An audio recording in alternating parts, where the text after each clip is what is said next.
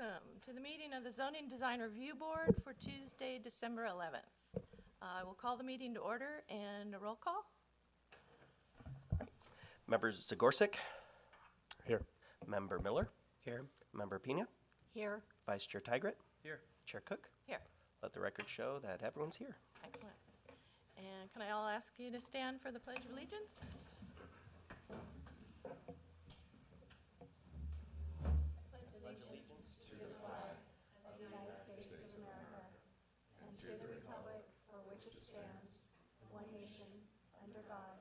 Indivisible, with liberty and justice for all.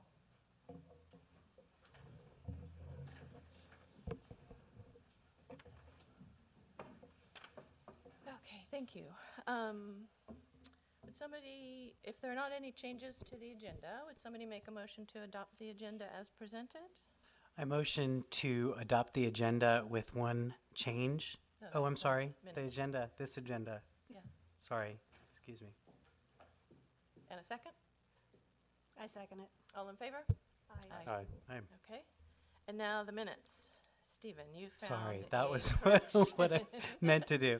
I motion to adopt the minutes for the September 11th meeting with the change that Mikhail was not here and that I made the motion to the third item on that list. Got it. Okay, and a second? Second. All in favor? Aye. Excellent. Minutes have been approved. Okay, is there any public comment for items that are not on the agenda tonight that anybody wants to bring forward? Okay, not seeing anybody, I will close the public comment and we can move on to the public hearings. 18-1969 Vintage Homeowners Association. Great. Staff is first. My bad. So what we'll do is I'll just start with a brief summary of the application and the appeal. And then after that, the ZDRB will ask staff a few questions and then open the item up for public comment. And during that time, the appellant can go ahead and share whatever information they have. The ZDRB will be able to ask any questions of the appellant, and then it'll be open for public comment for anyone else in the audience. And then the ZDRB will close the public comment, conduct discussion, and then make a decision. Thanks. The whole time, staff is available for questions and answers, maybe. So, tonight is the appeal of a staff decision to deny a tree removal application for the Vintage Homeowners Association. On October 25th of 2018, staff processed a tree removal application for the Vintage Owners Association. That application requested to remove 4 protected trees. In the staff's decision, it approved the removal of 1 plum tree and 1 liquid amber tree, but it denied the removal of 1 fig tree and 1 ash tree. The location of the fig tree and the ash tree are circled in red on that map below. On November 5th, staff received an appeal from John Norton representing the Vintage Owners Association that appealed that decision. According to the municipal code, the ZDRB is the body that hears any appeals of staff decisions related to tree removals, which is why we're here this evening, for you to do that. Included in your staff report are copies of the original application, along with all submitted arborist reports and photos of the trees in question.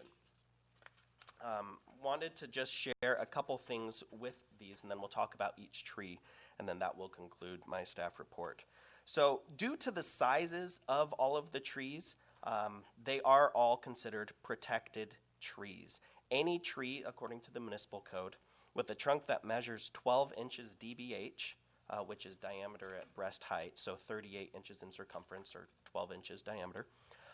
Any trunk that measures 12 inches diameter or more is considered a protected tree.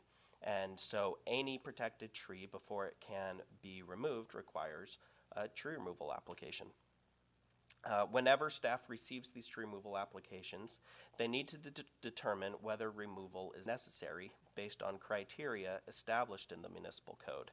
That criteria is up here, and this is the same criteria that staff is asking the ZDRB to consider while they consider this appeal.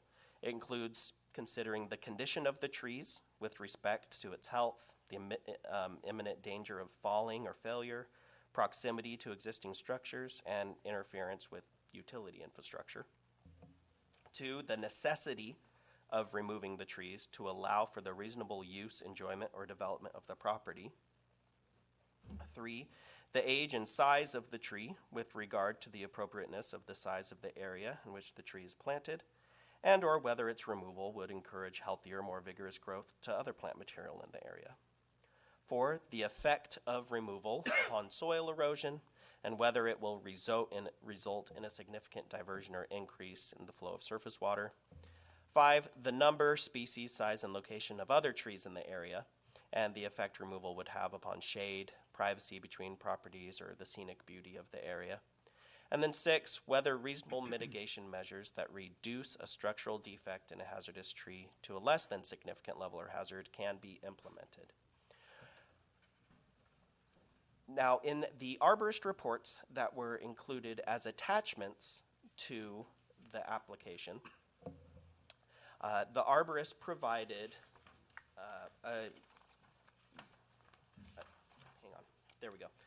The arborist provided an analysis of each of these trees and discussed each of their health and any potential reason why removal may be necessary. For the fig tree, they stated that the fruiting fig tree adjacent to that property shows good vigor. It has healthy surface roots, but the fruit production is prolific and is a nuisance to the owner. And based on that size of the tree as well, town was able to make the findings in order to remove that one. The purple leaf, I was talking about the plum tree. The border between the arborist reports shared with the plum tree that it showed poor vigor and that it was heavily infested and had shot hole borders, which is why that one was approved for removal. The fig tree, it said that the tree shows good vigor and that it has healthy surface roots, which is the reason why town staff denied the removal of it. It was not showing poor health or showing any imminent danger of failure or falling. The liquid amber tree, there were a couple different, there was a supplemental arborist report in addition to the first one that was submitted that gave extra information on the liquid amber, and once that second arborist report, which is also included in your staff report, was submitted, staff was able to approve that one. So really what we're talking about is the fig tree and the ash tree. The ash tree, it is shown here, is infested with mistletoe. And the tree, even though it shows good vigor, it is infested with the mistletoe, and the foliage was infected this year. However, the arborist did share mitigation strategies that could be implemented in order to save the tree. That includes pruning out the mistletoe-infested branches up to 2 inches in diameter, and then repeat that pruning and bandaging as needed. So in accordance with finding number 6, whether reasonable mitigation measures that reduce a structural defect in a hazardous tree to a less than significant level or hazard can be implemented, staff made a decision to deny the removal of the ash tree, saying that the arborist provided a mitigation strategy. And said to implement that mitigation strategy consistent with finding number 6, and then within the course of a year, if the health of the tree does not improve or if it deteriorates, then another application can be submitted, and town staff will waive the application fee for the ash tree, and therefore de facto allowing the removal. So these are the trees in question. The fig tree is the one located here that the arborist said has good vigor, good healthy roots, but the falling of the fruit has become a nuisance. That's the reason for the removal application. The ash tree is this one located here. There's pictures taken in November of 2018. That's the one where it looks a little bit more wintry. And then the summer photo was taken off the Google Street View from May 2016, so you can see what it looks like in May. So with that, the board is now asked to consider the same criteria staff looks at while considering this appeal. And we're here to answer any questions you might have. Okay, thank you, Nathan. Does anybody have questions of staff? Mikhail? Right now, is there any precedent for a nuisance tree, or what defines that? Has any tree been removed because it's been considered a nuisance in the past? If it is considered a protected tree, meaning it meets the minimum size, then it would need to have one of these findings, and none of these findings relate to being a nuisance. There have been nuisance trees that have been removed that also show structural defects or that have issues with respect to its health or imminent danger of failing. But not something where it was like the fruit output or something similar to that? No. Right now, who's tasked with it looks like the fig tree's over a sidewalk as well. Who's tasked with the cleanup of that? That would be either the maintenance of the HOA manager or the property owner. Has that fig tree been looked at to do something like similar? I know with olive trees, if they put out too much fruit, there's a way to kind of minimize that with either some sort of organic spray or injection. Is that possible with a fig tree? Are there any arborist solutions where we can kind of meet in the middle? No arborist has submitted that specific strategy, but that could be a possibility. And then on the ash tree, is that generally the time frame, a year or so, until we can tell if those mitigating strategies work? Is there a chance to do it like 6 months, or does it generally take about a year? It always differs by tree. The staff kind of default is a year because that's a reasonable time to go with. Okay, that's all I have. Lynn, have any questions? Yes. I went out and looked at both trees, and one of the things that I did notice with the fig tree is that there's a lot of surface roots, a great deal of surface roots, that would lead me to think that the tree may not be completely stable for longevity. Did the staff see that as well? Staff relied on the information provided by the arborist, typically whenever we deal with these, because there isn't any certified arborist that's employed by the town full-time. And so when we review the arborist reports, we look for things like that. That might be a sign of that. But the arborist said that it showed good vigor. Okay. And that's the detail that it went to for that tree. Okay. One of the things I did notice in that area too is there is a lot of foliage, so if the tree was removed, it wouldn't be as bare appearing if the tree did come out. But again, looking at all of these, my biggest concern when I looked at that was the exposed roots. And so maybe we can explore that a little bit more.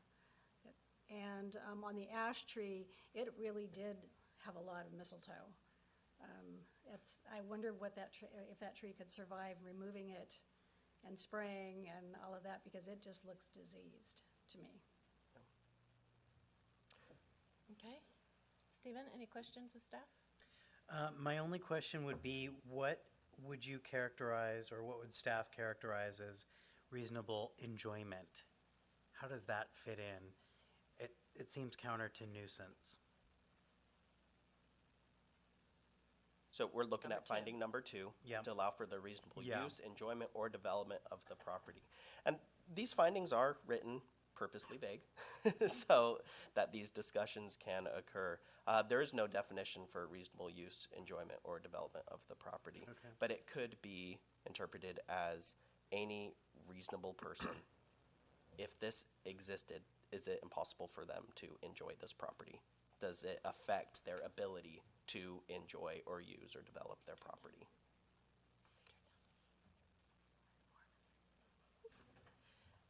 Any more questions? No. Michael? I had a few questions. Do we know the approximate age of the fig tree? We don't. The reason I ask is that my presumption is that it's been behaving this way for more than just a year. Like without being an arborist, I could imagine that it's been several years. So I was just, it may be a rhetorical question about what would have happened in the last year that would necessitate removal based on something that presumably had been happening year over year for a long time. The applicant may be able to answer that for us. Yeah, so it's a question for later, for consideration. The other things I noticed in the report is the arborists seemed to focus on purely the health of the tree, but there were, in the appeal, there were a few points of rationale from, I guess, the Owners Association about potential root damage and the proximity of the trees themselves. So I was just curious, between the arborist report on the health of the tree and then staff's decision on these 6 criteria, how things like, claims, and I'm not suggesting these claims are accurate or not, I'm just reading it because I haven't inspected the property, but where do those fit in as considerations? Yeah, on the first finding, there's the section that says the proximity to existing structures or interference with utility infrastructure. There have been times where tree removal applications have been approved when a protected tree, even though it's showing good health and good vigor, is disrupting utility infrastructure or is uplifting the foundation of a nearby structure. And so that definitely feeds into condition number 1 there. And that is actually the case for one of the trees that was approved for removal under this application. It's the one immediately adjacent, or that was, I'm not sure if it's been removed yet, adjacent to the ash because of the damage the roots were causing to the patios and potentially future concern for foundation. So we do rely heavily on that when it has been identified as an issue of concern by a certified arborist. Okay. And the reason I brought up is that in the staff recommendations cites solely the health of the trees and doesn't address that you concluded that the claims for property damage were not significant enough to warrant topic number 1.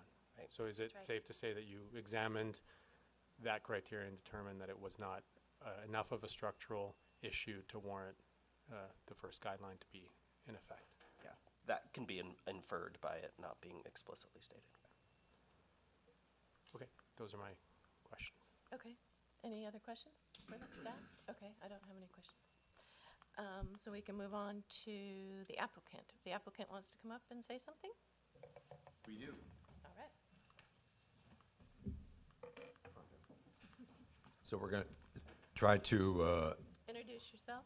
Bob Gates, 1887 Carignan Way. He's president I'm of the... president of the Homeowners Association in the area we're talking about.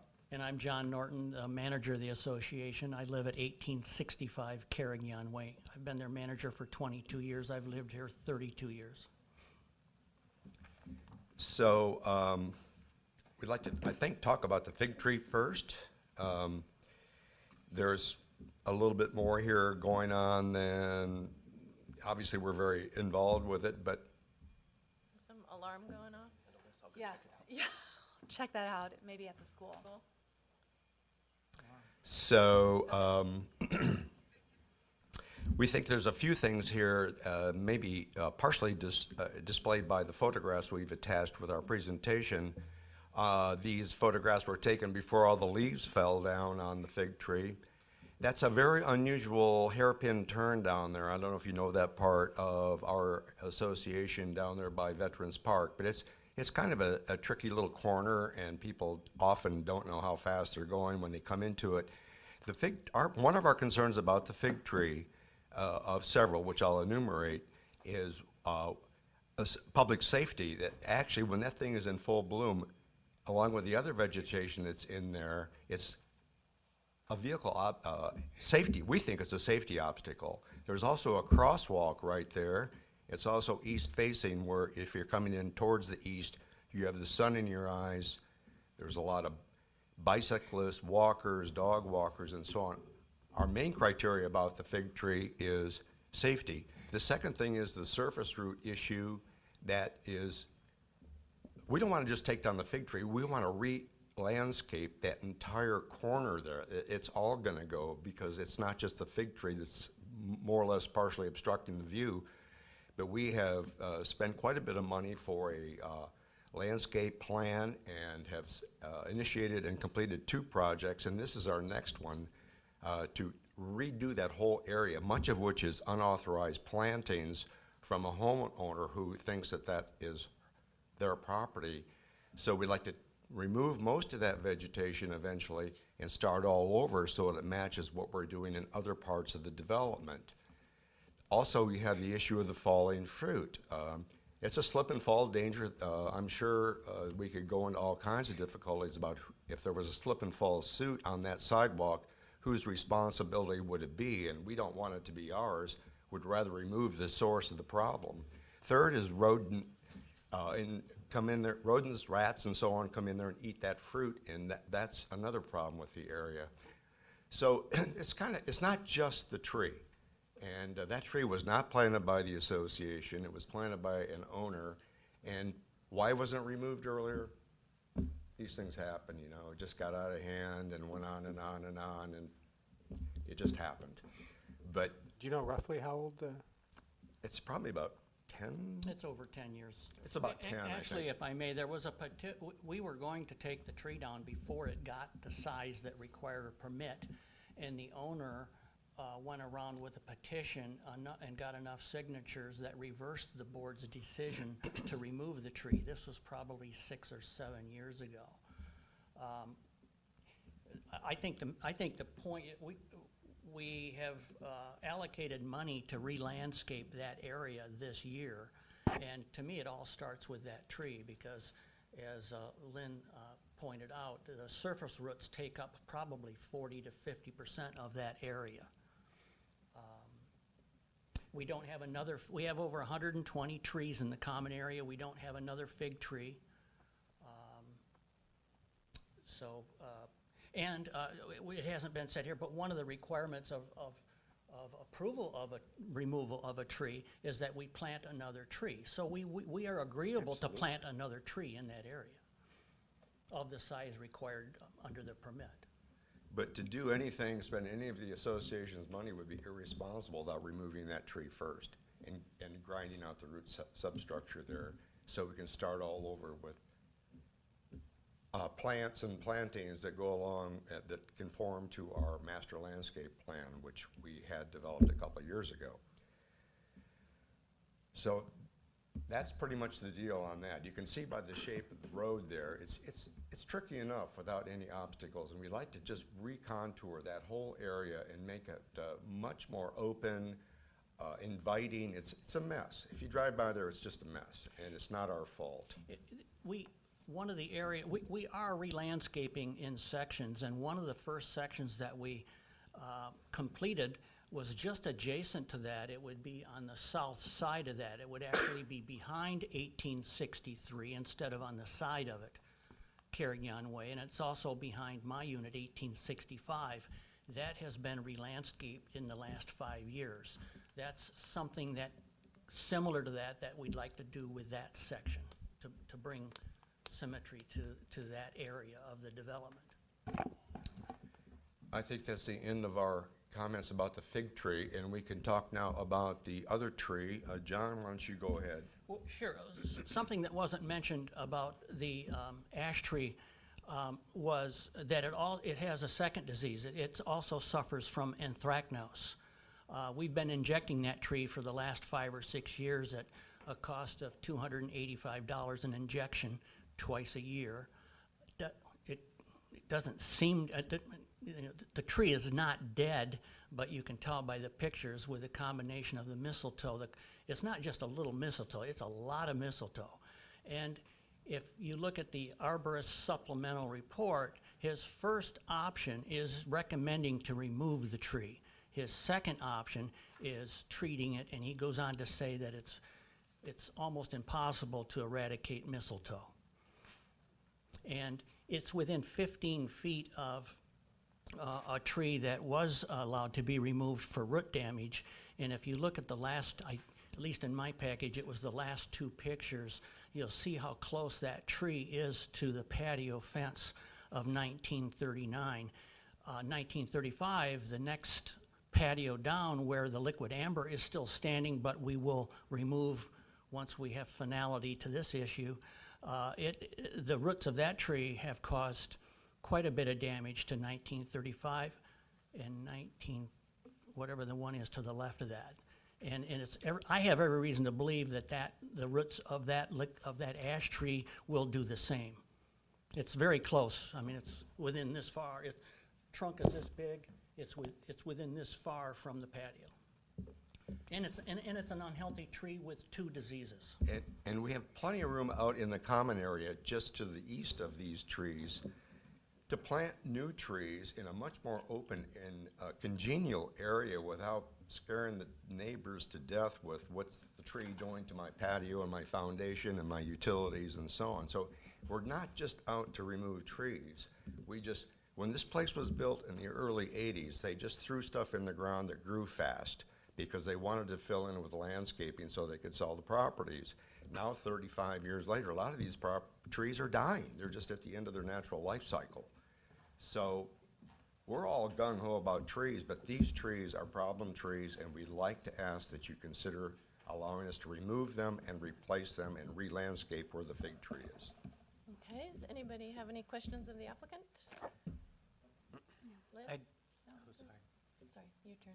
I do. You mentioned that there was a petition that was signed by several neighbors.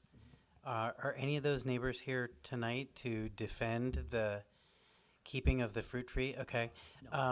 The other question that I have is would it be possible to remove some of the lower branches to eliminate the barrier to sight coming around that corner? Of course, that's Okay. Of course, that's possible to do that, yes. Okay.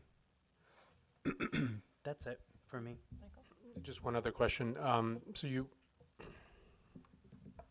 The discussions focus on the removal of the tree, but you brought up the notion that you're looking to re-landscape, that there's sort of active efforts to maintain, manage, evolve the grounds around all the properties. Did you, I didn't see it, but did you submit any of your landscaping intent or language around what you intend to do? Well, we have a master plan that we had drawn up from a local architect. I'm sure you know him, Steve Wendt. I'm sorry, Peter Wendt. He did that in 2017. And he designed 2 or 3 sections that were our first priorities, and we've now completed those. We didn't want to spend money on another design until we have finality to this fig tree. And those That other, would be, if you approved the removal of the fig tree, we would move immediately to have Peter Wendt design what he thinks is appropriate in that area.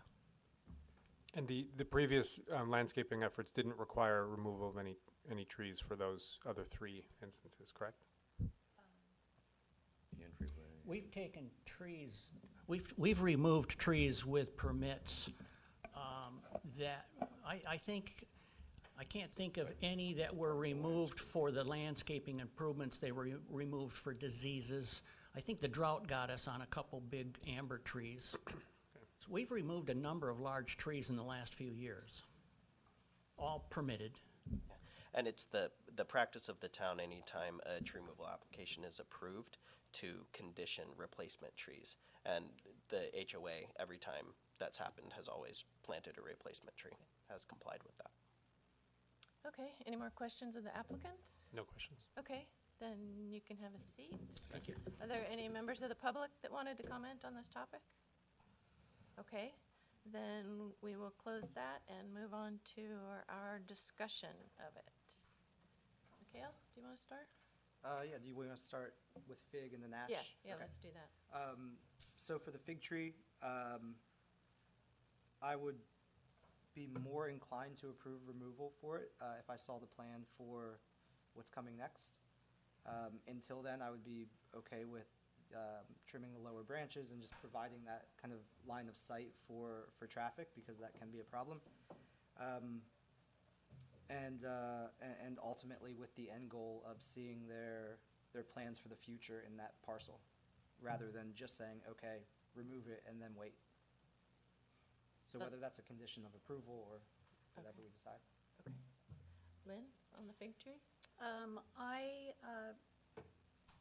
having been there and looked at it, and the roots on the surface as well, I think I'm more inclined to say it should be removed because of the fruit, and particularly the rodent problem, because I've experienced that personally with fruit on trees. And that's a very dense area, and I think all of it's going to go hand in hand. So that said, I would think that we could remove it with the condition that it gets replaced, obviously, and maybe put a time frame on the next landscaping that comes in, so that there's some control on that, so that's not just barren. Can we make decisions like that if they're not specifically based on the criteria for removing a tree? Yeah, any conditions of approval can be placed on it. Typically, the town puts a condition for any replacement trees need to be planted Well, yeah, within 90 no. days. And so the ZDRB can do the same things and adjust that time period But do however we they need to feel find appropriate. which one of these 6 elements it is meeting to be able to say, yes, you Yep. can remove it? Yeah. So if you're saying, yes, remove it, Lynn, which one of these 6 can you say criteria it meets? Well, I think it would probably be number 2. Yeah. Okay. Okay. Stephen? I was going to say something similar to what Lynn said. It seems to me that a fruit tree that bears this much fruit really shouldn't be planted on an area that isn't taken care of by someone. And it seems like it's a nuisance to the homeowners association. And I know that number 2 specifically says the use, enjoyment, or development of the property, and I would say that that property is the property of the homeowners association, and it seems to be a nuisance to that body. So I would say that it meets the criteria of number 2. Okay. Michael? Yeah, I don't disagree with anyone's comment so far. I would, go further to say that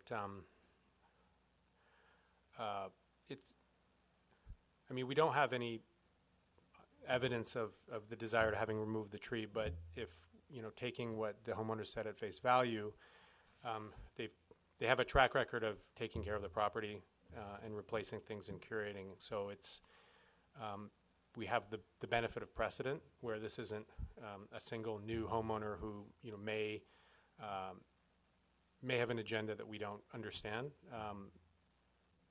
To me, the anecdotal part of it suggests that they take a lot of care of the property and have tenure there. And I agree. I think that Stephen makes a really good point that a fruit tree is there for a specific reason. The homeowners wouldn't have approved it. It was planted without consent and is now at a point where it's causing problems. So I think attaching it to some degree of plans, I think would be ideal. But I realize there's costs associated with getting architectural plans. So I don't feel strongly that there needs to be a landscaping plan as a condition, given that there's clearly been a precedent for that. But if the board wants to motion for that, I wouldn't be against it either. Okay. And I feel that it's a beautiful, healthy tree, a protected tree, and I don't see that it meets any of these criteria. So we've got 3 yeses and 2 no's to removing it. Do you want to vote, right? Yeah, that would be the most Okay. appropriate thing. Would somebody like to make a motion? And this is just related to the fig tree, and then Just the ash fig tree tree, will follow. yes. One of you 3? I mean, we're going to vote on it, so I'll make a motion that we allow the homeowners association to remove the tree, The fig tree, yeah. the fig tree. And a second? Real quick, did you want to add a condition that a replacement tree of a certain size be planted, or that a landscape plan showing a replacement of a certain size be presented, or anything? Is there a size requirement by the town? Yes, Generally? we generally require like-for-like replacement based on the diameter at breast height, and this would require a 24-inch box replacement. Okay, so I would then motion that we give permission to remove the fig tree and replace it with a 24-inch box. I second that. All in favor? Aye. Aye. All those opposed? Aye. Okay. One down. The ash tree. You want to start, Michael? So, I mean, for me, it's, I'm not an arborist, but I don't know how long the mistletoe has been growing. I mean, I think I've seen mistletoe grow. It sort of starts small and then it continues to spread. So to me, it's a question of, did it start and did it not get addressed soon enough? I mean, was there neglect potentially? Like, I don't know. It would have been beneficial to have some context about how did we get to where we did, because that would obviously be a concern in that if you have trees on a property, and especially a managed property with a homeowners association, that a certain degree of management is there. So it's unfortunate we don't have that context. You know, I wouldn't want to think that you let trees get bad to a point where it makes a case to remove them. And it does appear to be quite close to the fence as compared to others. But by all accounts, when I look at the tree when it's in full bloom, it looks healthy, and there is not currently strong enough evidence that I've seen that it is damaging anything. So I'd like to hear what my colleagues on the board said, but it's I don't have a strong opinion at this point either way. Okay, we can come back to you, Stephen. You know, in reading the arborist's recommendations, it seems to me that the tree really represents an expensive thing to maintain. With the 2 injections at close to $300 a pop, that's $600, and then the further pruning out of mistletoe and wrapping the sites with black poly sheeting and opaque material to inhibit regrowth, and then repeating that as needed. It just seems like this being one of 2 diseases that this tree is suffering from, that it maybe represents something more than we need to try to support. Okay. Lynn? I agree with you, Stephen. I felt the same way too in reading, and I felt like we might just be forestalling removing the tree anyway, and in the time frame could incur some damage to real property. So I agree with what Stephen says. Mikhail? Yeah, I would agree as well. In the arborist report from October 10th, he outright said his opinion, the best course of action is to remove the tree. The other ones sound like Band-Aids on a fatal wound, like it's eventually going to happen. So I think the sooner we proactively do that, we'll save money and also get a new tree to start as soon as possible. Okay, and I agree also. I don't think that those are reasonable mitigation measures. It seems above and beyond what you should do for something that's going to get the tree anyway, between that and the other disease it has. Michael, you have any additional thoughts? No other. Okay. Somebody want to make a motion about the ash tree?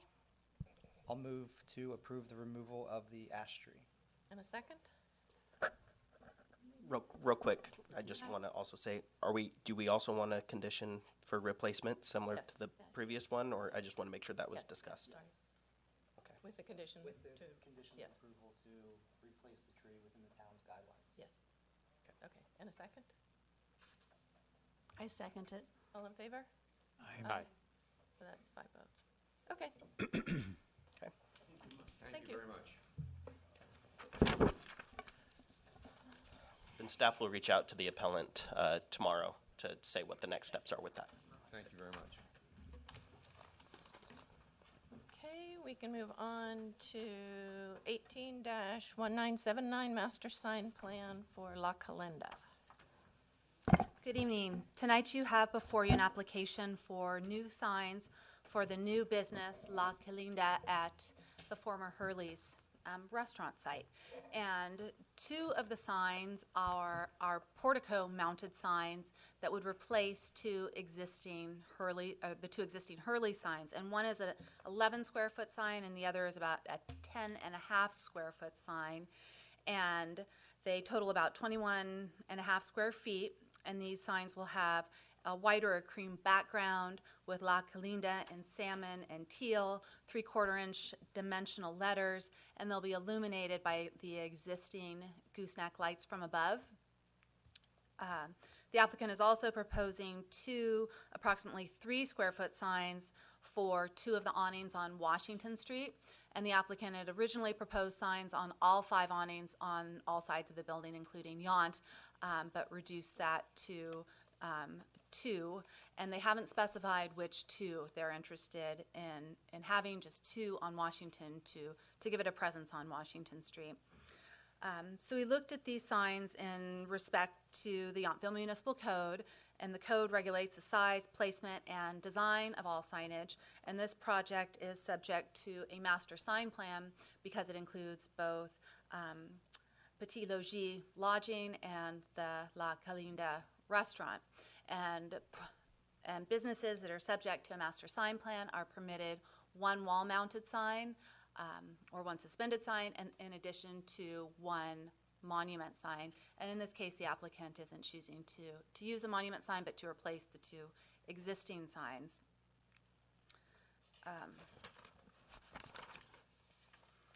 And so we looked at the total amount of square footage that is permitted based on the business frontage, and the signs are within that amount.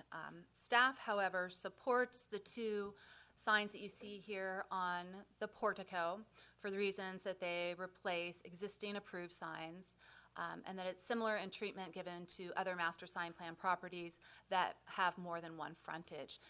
One of the signs faces Washington, the other is oriented toward the Y, and they're intended to speak to different traffic.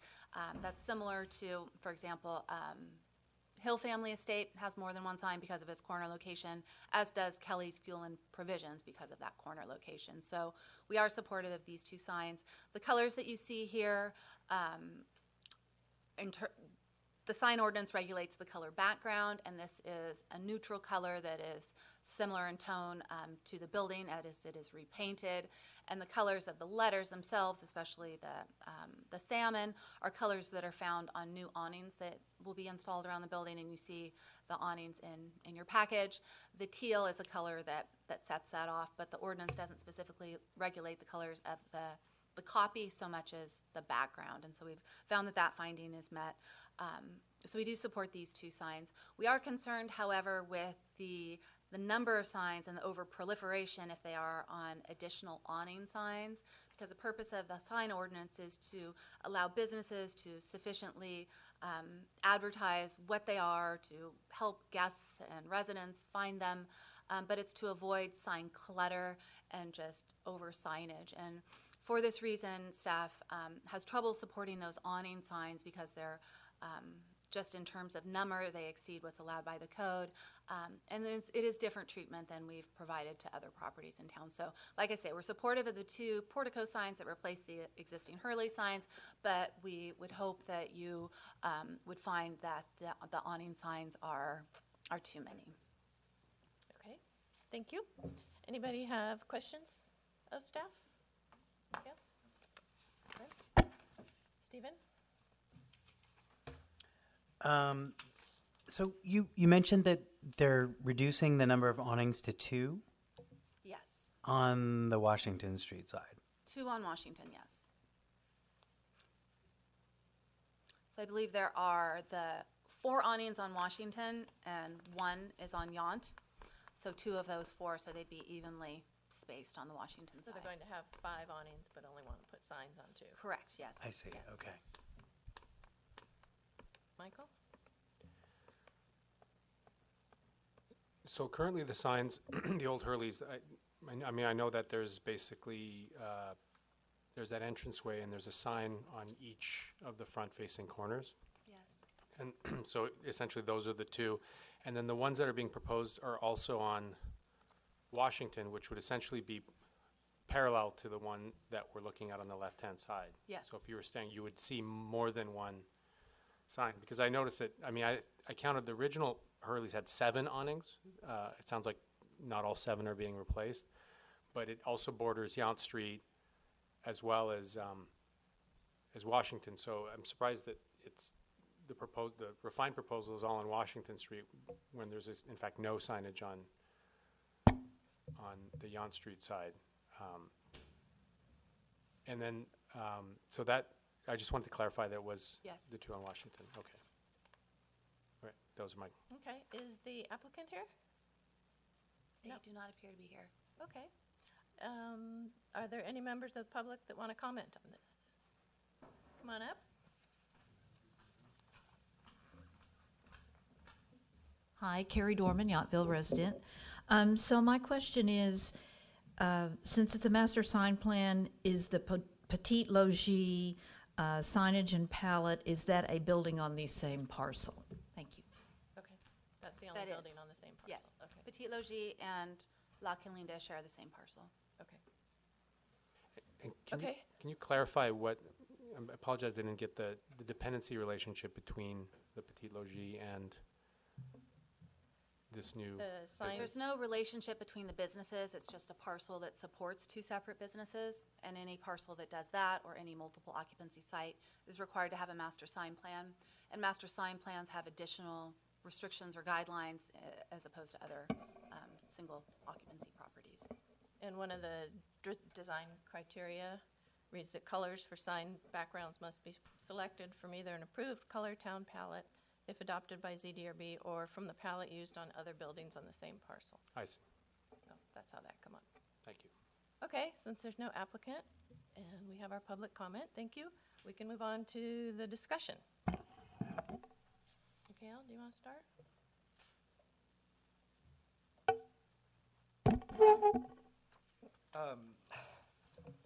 It's okay. So starting with like the awnings, I understand that it's very, very difficult to find a way to approve signage on awnings. Even though for me personally, the main use of those, they're awnings. I don't really see them as signs per se, even though they have the letters. But I understand it sets a precedent, and finding a reason to approve it is, for me, almost impossible. But I see why they want it, and I don't know, it's not primarily a sign use. But again, I don't see a reason to approve it. I don't have a problem with the other 2 replacement signs. Okay. Lynn? I concur with that. I think that the awnings are fine without signage, and I approve the signage on the portico and the front. I guess that would be the south side. Is that the south side? Yeah. Stephen? I agree with what my 2 fellow commissioners have said. Okay. Michael? I also agree. Okay. I agree that there's no additional reason to have the extra name all over the awnings. I think the awnings are a nice addition and a nice touch of color. I find the colors and the graphics used in the 2 portico signs as just unacceptable to the character of Yountville. They're garish, and I know we've had long discussions about shades of blue and shades of yellow for the fronts of other buildings, and I cannot support those colors. I would love it if they'd use some of the colors in the, 2 of the colors in the awnings. Yes, but not those colors. Anybody have any more comments? Were we talking about the color of the signage as well? I thought that had already met the criteria. That is for your consideration tonight. I would have to concur with you on that then. I wasn't aware that, I thought that had already been approved, so I agree with you on that, Kim. Anybody else? So I'm still okay with the colors. I think if I look at, say, Protea, for instance, where that was one of the discussions we had, was how was Protea going to fit into the mix with the businesses surrounding it? And I think it gives a nice pop to Washington Street. I think when you're driving by, it draws attention in a good way. And I think the overall design of this with the ivy there and the kind of pop to the sign and generally the business that the restaurant is going to be doing, I think it fits in context with what the restaurant is. Okay. Anybody else want to comment on colors? I feel like the photo on the right does a disservice to the color rendering because it feels like it's not really a good representation of the color of the sign or the color of the ivy. That ivy all looks dead. But I don't. It doesn't feel like something that I feel we need to legislate in this body. I feel like it's not overly offensive to me. Okay. I mean, I think given that I'm looking at the rest of the site in terms of the ivy and the architecture, which is fairly established. The awnings themselves, I would say, thankfully, haven't picked up on those colors. They're not salmon and teal awnings, which would definitely make a statement. So it seems, I'm guessing the designers factored that in, and we're trying to go for a color palette that evoked sort of a cultural reference to Mexican design. And I'm reminded of in St. Helena, there was La Condesa, I think. They actually used surprisingly similar colors, and it was actually a lot more intense on the streetscape than this. This is just these two things, and it didn't strike me as overly out of character. It just seemed like a festive Mexican spot. So I think given that it's limited just to these signs, the awnings aren't there. They're not painting the building teal, or I'm hoping that if they put umbrellas out, they won't be salmon and teal. It feels to me, even though it is bold, restrained enough in the context of where it's placed. So I can see how it would be strong for some perspective, but it's in the context of something that I think ultimately dominates this execution. Okay. You need a motion, I assume? Somebody want to make a motion? I'll make a motion to reject the use of awnings for signage And accept everything else? and accept everything else, yes. Okay. And a second? I'll second. All in favor? Aye. Aye. And you? Aye. 3. And opposed? Aye. Yes. Yeah, sorry. Okay. Moving on to 18-19702 Talent Lane. Due to the proximity of my domestic residence, I must recuse myself from this session. Thank you. Good evening. And I'll leave you to your work.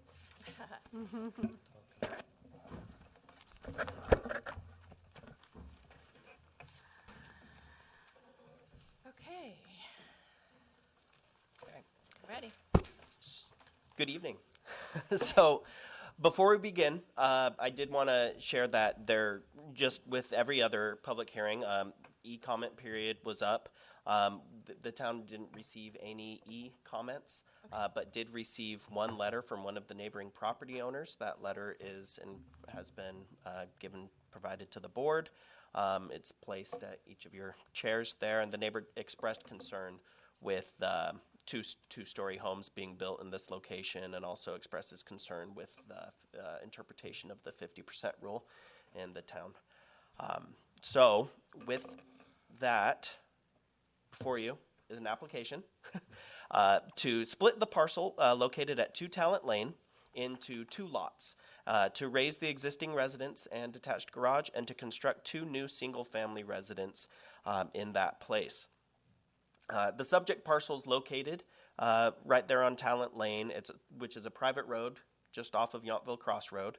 It's an 11,391 square foot lot, approximately, and currently contains a single-family residence and a detached garage. The applicant proposes to raise that existing development and to construct 2 new single-family residents on these 2 newly created parcels, which would be created with a proposed parcel split. It's important to know that this is a 2-step process. First, the ZDRB considers the design of the proposed developments. So any action tonight is to approve or modify or to deny the design as presented. Then a second step is a town council decision, which right now is tentatively scheduled for January, where the town council would consider the boundaries of the lot, so that potential lot split, and if any special use permits like tandem parking are involved. The town council would not be making a decision related to design. That is entirely within the purview of the ZDRB. So I just want to make that clear on what is tonight. Any recommendations the ZDRB wants to make to the town council, you're welcome to do that. But the decision making tonight is about the design of the residences. Okay. So because what's being proposed is 2 separate parcels with 2 separate residences, it's staff's opinion that we kind of tackle it one at a time, where I'll present the design of the front parcel, raise the issues that staff has found with the front parcel, and then we hold a ZDRB discussion about that development, have the public hearing for that development, make the decision on that development, and then talk about the rear parcel. Does that overall make sense to follow that model? Yeah, I would like to start with a discussion about the 50% rule. Do you want? You've already looked at my slides. I'm Oh, doing no, that no, before no, I no. even go Oh, parcel okay. 1. Okay. Yes. Already. Yeah. So, however, prior to getting into the specifics of parcel 1 or parcel 2, I want to look at the proposed development as a whole, which includes discussion on the 50% rule. Yeah. So, the municipal code states that no more than 50% of the single-family dwelling units in any given block are permitted to be 2 stories. Now, as stated, Talent Lane is a residential street with 13 residential lots. Excluding the subject parcel, 6 lots contain single-family residences, 4 contain 2-story residences, 1 contains a split-level residence, and 1 is vacant. So with 14 proposed lots, no more than 7 can be 2-story. With 4 existing and 2 proposed 2-story residences, the proposed development is consistent with the 50% rule. What I've thrown up on the image here is also included in your agenda packet, which is titled Talent Lane Developments. And it shows the current conditions as well as the proposed conditions, which I'll hop over to right now. So note that the vacant lot is counted towards the ratio of 2-story homes, is included in this calculation as a single-story parcel. The reason for that is because that's the precedent that has already been set by the ZDRB and town staff over previous years with previous applications. But also any vacant lot is there as an assumed entitled 1-story already. It's important to know that the spirit behind the 50% rule is to look at the massing of structures on the street. And because a vacant parcel isn't equivalent to a 2-story massing, it's included as if it was a 1-story massing. So that's why I just wanted to explain that calculation there, as it might be a little confusing. Also, the split level. The town code does not have a definition of whether a split level is 1-story or 2-story. And there are arguments that could be made that it could be either. Though a split level home is not a traditional 2-story home, it does have elements from the outside that could be perceived as assumed 2nd story. And so that is something that the ZDRB is asked to discuss a little bit tonight. Not only because then it provides staff with more direction on how to interpret this part of the code, but also because of the precedent that the interpretation of the 50% rule would have on Talent Lane as a whole. Depending on the way that each of these properties is included in the 50% calculation, it will affect future development potential for this block.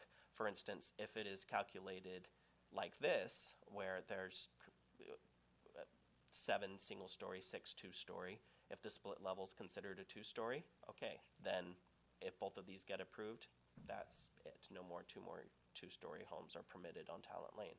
If it's interpreted another way, that will influence future developments that may occur. Because the public comment that we received, a heavy amount of it had to do with the 50% rule, it might be worth discussing that now before I get into I agree. the design of the developments. I agree. So right here, Sandra and I are both available. We also have the code pulled up to discuss the particulars if Okay. you'd like. And if Sandra has anything to add before we start conversation. Okay. Okay. So the vacant lot and the split level lot are something that we can lend our opinion on and make a determination on. Okay. Yeah. I don't understand how you can count a vacant lot at all. It just seems completely, there's nothing there. I don't think it's safe to make assumptions, and I would not count the vacant lot at all. And I would count the split level, since we don't have 1.5 stories. Anything over 1 story is 2 stories. So I would count that as a 2-story, not count the vacant lot. So that would be 12 lots, 5 are 2-story, 1 more can be 2-story. I think you're going down a weird road if you start counting empty lots. What if there's 5 empty lots in a row, and then the next 5 houses could all be 2-story, if you count all those as 1-story?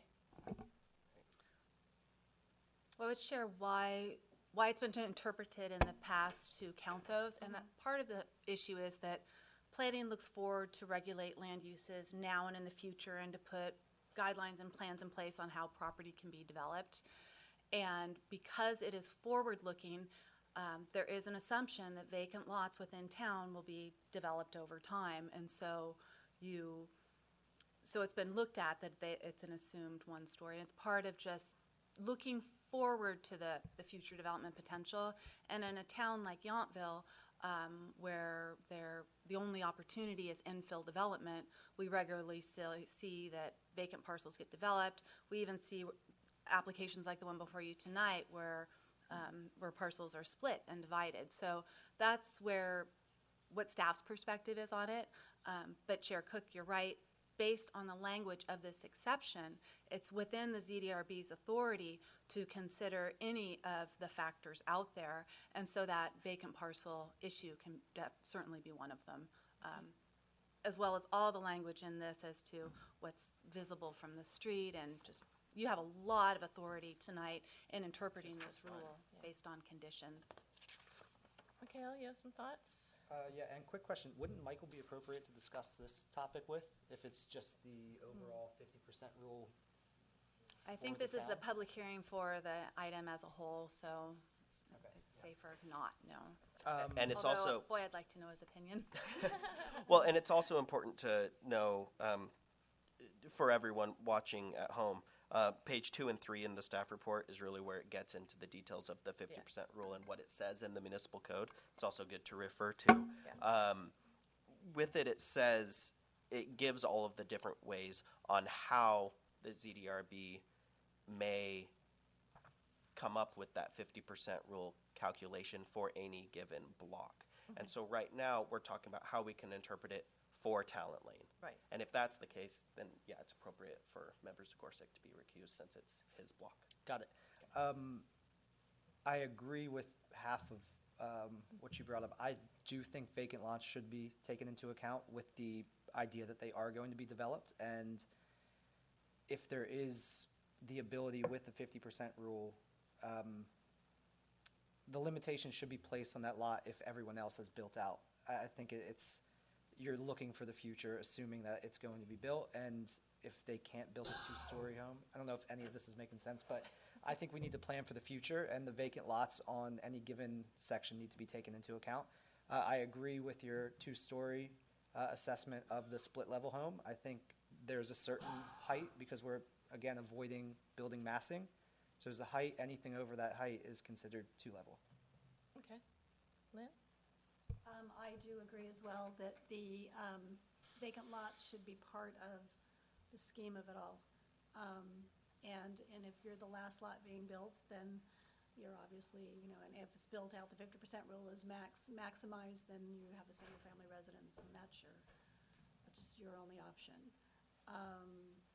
I agree with Kim on the split level. I think those should be just designated 2 stories just because of the way they look and the height that they do go to. Okay. Steve? I'm in full agreement with both of those assessments.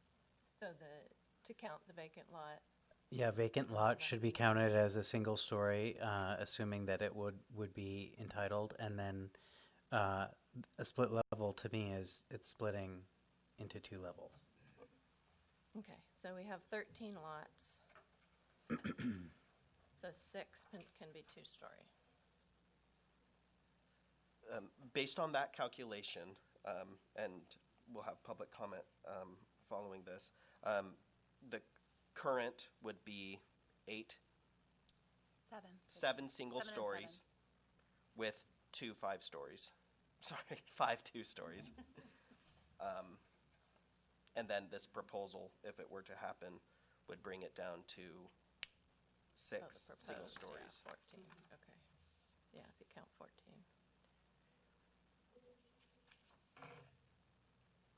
Well, 14. no, it'd still be 8 single stories because the majority was saying the vacant lot would still be included. So single 8, 2-story 5. Right. And then with this proposal, it would be 7 single and 7 2-stories. Out of 14, so Correct. it's allowed. Okay, do we just end the discussion there since we've, Since we Kind of. kind of talked about kind of separating this in 3 separate ones, it's your call if we want to do public comment for each of these 3 or public comment at the end. It's up to whatever you'd like to do. just to keep it less confusing, is there anybody that wants to come up and just talk about that 50% rule? Our applicant? This is for public. Okay, you want to come up and just talk about that, just the 50% part? No, the public. Jared Denton, Signum Architecture, St. Helena, California. As far as the split level, that's as far as the building code, it's considered a 1-story. Even if you were to have a daylight basement underneath of it, the rule says that as long as the downstairs daylight basement, you go around the perimeter, as long as 50% of that space is below grade, that's still counted as a 1-story. So from a code standpoint, from a California building code, it's clear that that would be a 1-story. So. Okay, thank you. And did you want to comment on the 50% rule? No, you have to come up. Yep, and state your name. Can you just turn the microphone up a little bit? I think everybody can lean in a little better and put their microphones in front of them. So I'm Kirk Bennett. I have 1951 Yountville Cross. Mine is just a question of clarification. So you have me designated on the corner there as a Talent Lane. I'm adjacent to it, but my address is actually 1951 Yount Cross. So am I still in the calculation? We count you on both. Really? Yeah, So I because get it's a that benefit. block. Yeah, Okay. you'd be counted So on. it definitely impacts us though in our future Yes. potential plans. So, okay, thank you. Okay. Okay, anybody else from the public want to comment on just the 50% decision? Okay, then we can finish that and go on to your presentation Okay. on the first residence. All right. So we'll start talking about the front parcel.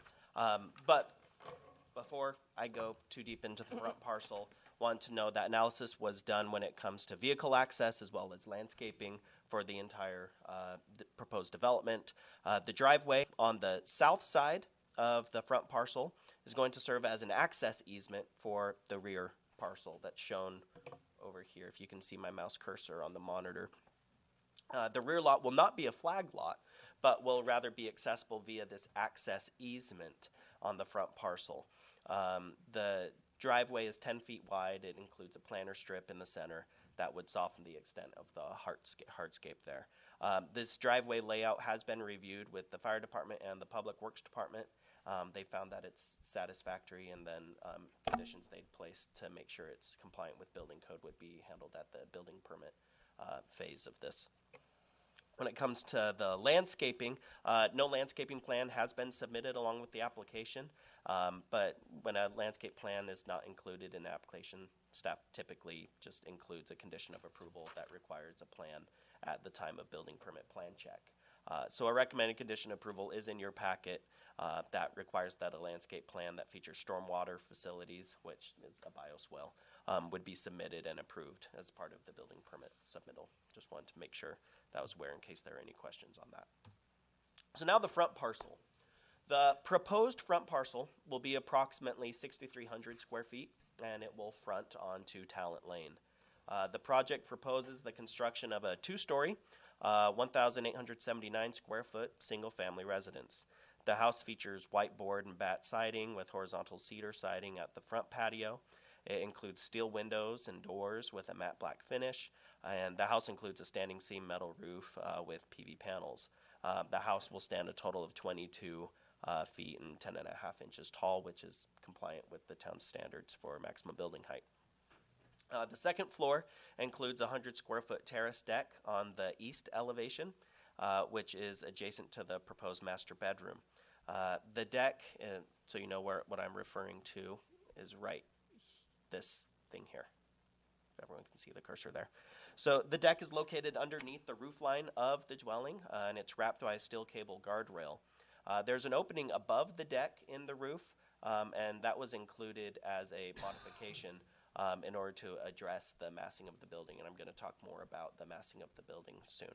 And more detail on that deck's effect on the overall massing of the building is going to be analyzed when I bring up what staff felt were the discussion points or issues to discuss. So the front parcel will also include a 312 square foot detached one-car garage that's located in the northeast corner of the lot. The garage is assessed via a 9-foot driveway, which passes under a porte cochere attached to the house. The flat roof of the porte cochere is actually going to be also usable space, and that's accessed from the second floor of the main dwelling. On the south side of the proposed front lot, there's a proposed 10-foot driveway that serves as that access easement. And so that's overall the layout of that front parcel. So a couple issues to address. First, when it comes to setbacks, staff wants to be clear that it does satisfy all of the setback requirements established in the municipal code. The front setback between the residence and Talent Lane is shown to be 20 feet, which meets that standard. There's an attachment in your packet that talks about all of the different development calculations, whether it be FAR or setbacks, to show what the standard is and how the application does satisfy all of those. So setbacks, it satisfies all of their requirements. Now when it comes to massing, the municipal code permits a floor area ratio, or FAR, of 30% for residences in the single-family residential zoning district. A total FAR of 35% is permitted, including garages. It's important to note that FAR isn't meant to show what the usable square footage of a development is. FAR is shown to address the massing of a structure. That's why for other projects, FAR, a basement isn't included in an FAR calculation because that doesn't contribute to the massing. It's underground. Rather, it's what perceived massing is. That's how FAR is calculated. The proposed lot size for the front lot is approximately 6,300 square feet, and that results in a maximum FAR of 1,904 square feet for the main residence and 2,222 square feet for the property as a whole. And as presented, the developed resident shows an FAR that meets those standards of 1,879 for the residence and a total of 2,191 for it, including the garage. So it satisfies those FAR standards. Although the presented calculations do indicate compliance with that, there's concern about the master bed covered terrace that's shown right here. This is approximately 100 square feet, and it's not included in the applicant's FAR calculation, but it's staff's opinion that it should be, based on precedent established by other development projects, as well as staff's opinion that it does contribute to the overall massing of the structure. If the terrace was included in the FAR calculation, though, it should note, then the development would exceed the permitted FAR by about 70 square feet.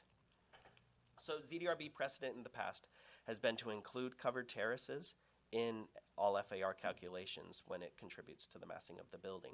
So previous projects like Stewart Cellars or Handwritten Wines have included apartments on a second floor. And in both of those cases, those apartments contained covered terraces that were incorporated into the building and the roof massing, similar to the one presented tonight, in which that terrace area was included in the FAR calculation. So this is due to the fact that terrace contributes to, in the previous indications, that it might contribute to a heavier, bulky form and the overall massing of the structure, which is significantly different than a typical front porch or other covered terrace, for example. And that comes down to differentiation. Most covered front porches, including the one here, has differentiation from the roof line. So it looks more like that architectural element that it's established in the code as being, which is why staff isn't proposing it should be included in the FAR calculation. The terrace, however, there is that concern. So it's based on these design elements that the town has counted all of those forms in the FAR in the past. Staff initially did share this concern with the applicant, and in an effort to mitigate the issue, the applicant did submit a revised design featuring an opening in the roof above the terrace. So I just wanted to show here to show that the applicant is making an effort to address the massing, and staff appreciates that effort, but we wanted to state that it does not fully decrease the apparent massing in staff's opinion. So staff does recommend that the cover and supports of the terrace could be redesigned to mitigate the heavy form, such as the use of a variety of roof elements or supports that might separate it from the remainder of the roof assembly. And the goal would be to more clearly differentiate the terrace from the main residence. So that's one point we'd like the ZDRB to discuss when considering the front parcel. The second one is in regards to parking. So the Yountville Municipal Code states that perpendicular parking spaces need to have a minimum stall width of at least 9 feet and a length of at least 19 feet. Greater clearance is required when a parking space is within a garage, just to assure that there's room for circulation and to open car doors. And in this case, the width of the proposed garage is 13 feet and the length is 24 feet. The driveway width is 9 feet. So there's no issues with that. But the significant concern is that the proposed parking layout shows a necessity for tandem parking. The municipal code says that every single family residence is required to provide 2 off-street parking spaces, 1 covered space and 1 screened space. This is typically achieved by installing 2-car garages. You see those a lot in town as 2-car garages, or a 1-car garage and then maybe a separate screen space off of the driveway. A lot of the more recent developments and remodels have shown that kind of turnaround space that provides an off-street parking space. In the proposed plans, the second required parking space is only available there on the driveway, which would require tandem parking. The spaces would not be independently accessible, as it states in the code that it should be. It says that, and so in order to do that, the applicant would need a use permit from the town council in order to get tandem parking approved. In reviewing requests for tandem parking use permits, consideration shall be given to lot configuration, to locating any parking spaces beyond the front setback depth, to increasing the efficiency and the use of available space. Infill development would be facilitated, impacts to adjoining properties would be minimized, and parking for second dwelling units in the future or any affordable housing units is also facilitated. And it's staff's opinion that given the criteria provided in the code, which is also outlined in the staff report on page 4, that tandem parking doesn't satisfy this parking requirement. So the parking standards are intended to provide accessible off-street parking. And the use of tandem parking in this configuration would limit the accessibility of the car in the garage. So staff is challenged to offer support of a tandem configuration because of the configuration of the lot, the relationship of potential parking spaces within the whole development, and impacts to adjoining properties. All of that is a result of the applicant's design. And before it's built, the design could be altered, it's staff's opinion, in order to comply with this component of the municipal code. So ZDRB is asked to offer their opinion on the design and particularly address the massing issue that we discussed. And second, to offer their opinion on a potential use permit and offer a recommendation for either approval or denial to the town council, because the town council values the opinion of the ZDRB for issues such as parking.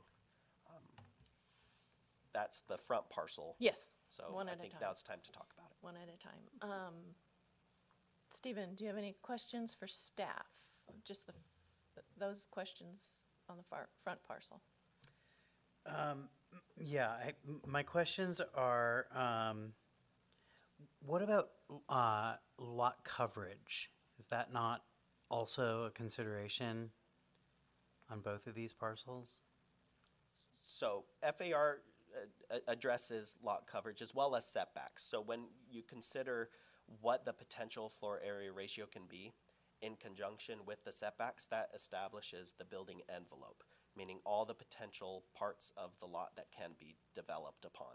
And so because they have already complied with setbacks, really the issue that we want to focus on, that there might be an issue with interpretation, is the floor area ratio. It's that FAR, and that addresses the lot coverage. Did that answer your question? I think so, yeah. The other question that I have is regarding outdoor decks and privacy of adjoining lots. Yeah, that's always important for the ZDRB to consider in their decisions. The municipal code establishes requirements for setbacks, but I don't know if you want to add anything to that, Sandra. But I did want to jump in. The code regulates second floor windows and placement, and so in addition, outdoor decks should be situated in a way that doesn't infringe on neighbors' properties or look into yards or have an impact on windows that they may already have. And but that was not something that staff made any kind of assessment on in this property. Staff didn't raise those as immediate Okay. concerns. Any other questions of staff? Not at the moment. Okay. Lynn? I don't have anything yet. Okay. Mikhail? Apologies if you already Can you mentioned. bring the Oh, mic a little Yes. Apologies if you mentioned this already, but the roof of the parking, is that going into the FAR? Let me make sure we're talking about the same area. So there's a detached parking garage back there. Yes. And that is included in the FAR calculation for the entire development. In the single-family residential district, there's kind of two levels to FAR calculations. One is for the primary residence, and then another one is for total developments, including garages. And so that garage is included in that. The port cochere area is not included in any of the FAR calculations because it was staff's opinion that that is more of an architectural element because there's enough differentiation between that and the other parts of the development.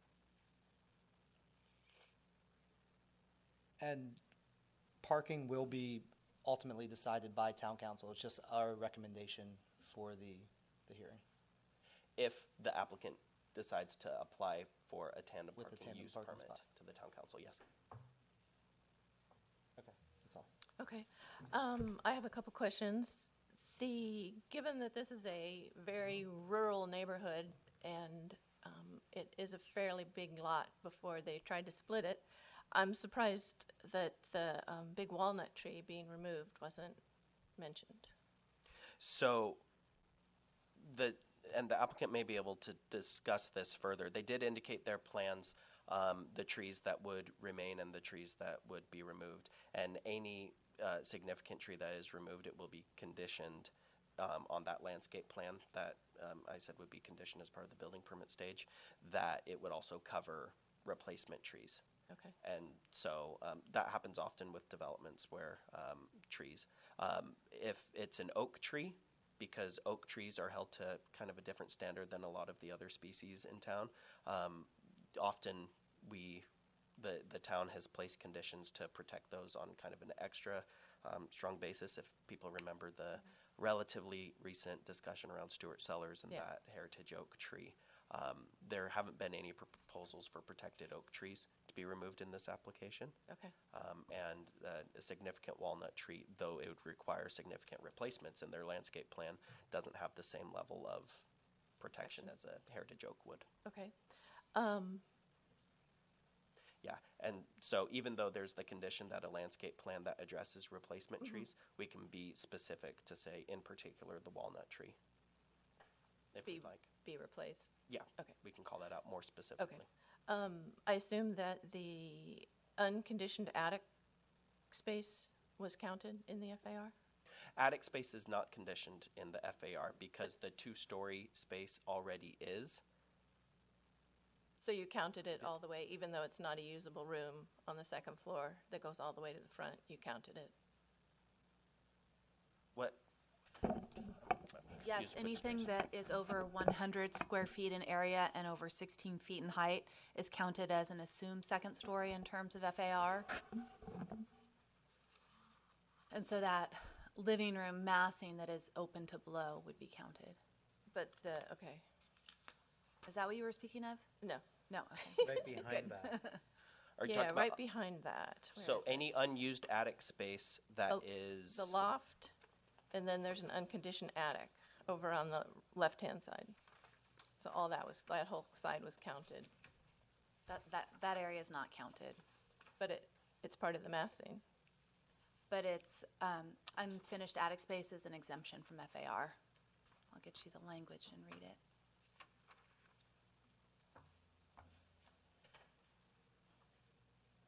But they pushed out the front of the house the whole distance of that room.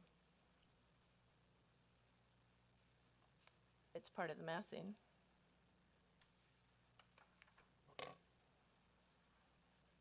Yeah, that part there. So the following enclosed building features are exempt from the FAR calculation, and that includes non-habitable attics.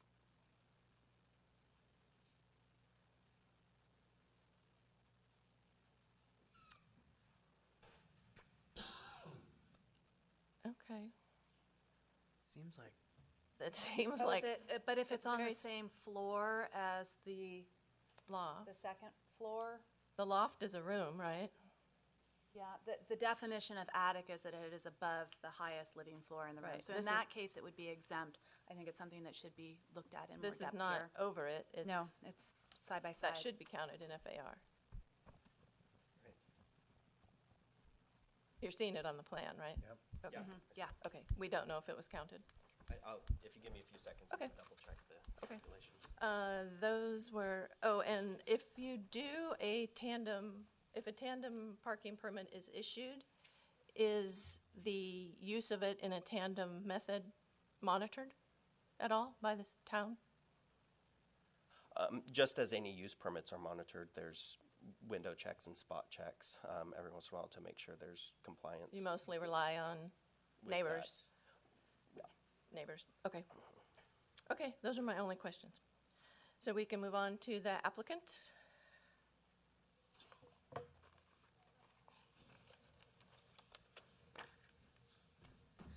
Good evening, Jared Denton, Signum Architecture. It's nice to be back in front of you. On good this to see side, you. yeah. Yes. So this is a very fun house. Actually, my old boss used to live across the street. Thinking back, I've been involved with about 23 different houses in the town of Yountville. And I'm thinking that between 1992 and when the general plan was established, the most recent one, to probably about 2008, I've been involved with probably 4 homes that have had the tandem parking configuration.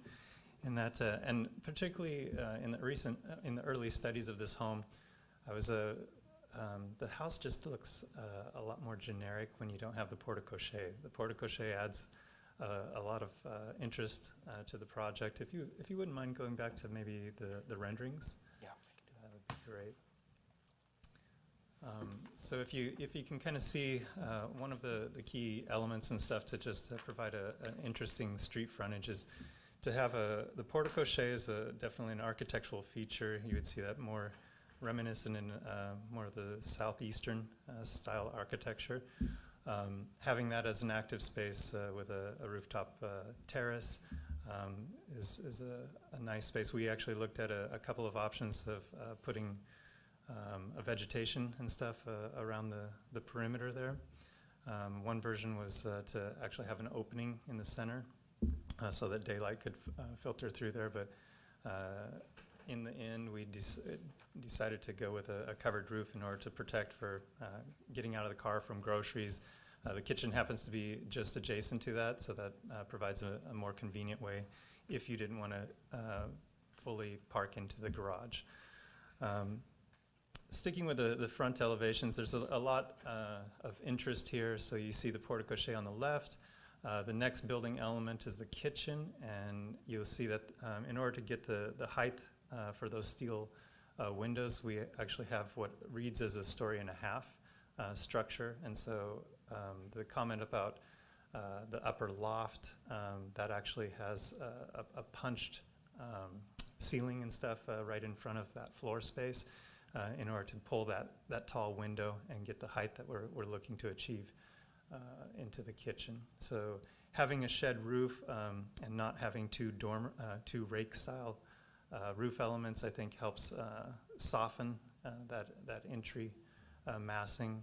Then moving on to kind of the middle section, you have a 3-and-12 porch roof, and then it kicks up to, I believe, a 7-and-12 roof pitch. As you're driving by Talent Lane, it'll be fun to see through that entry window through to the fireplace and the tall featured windows in the back, trying to see more of the landscape through the house.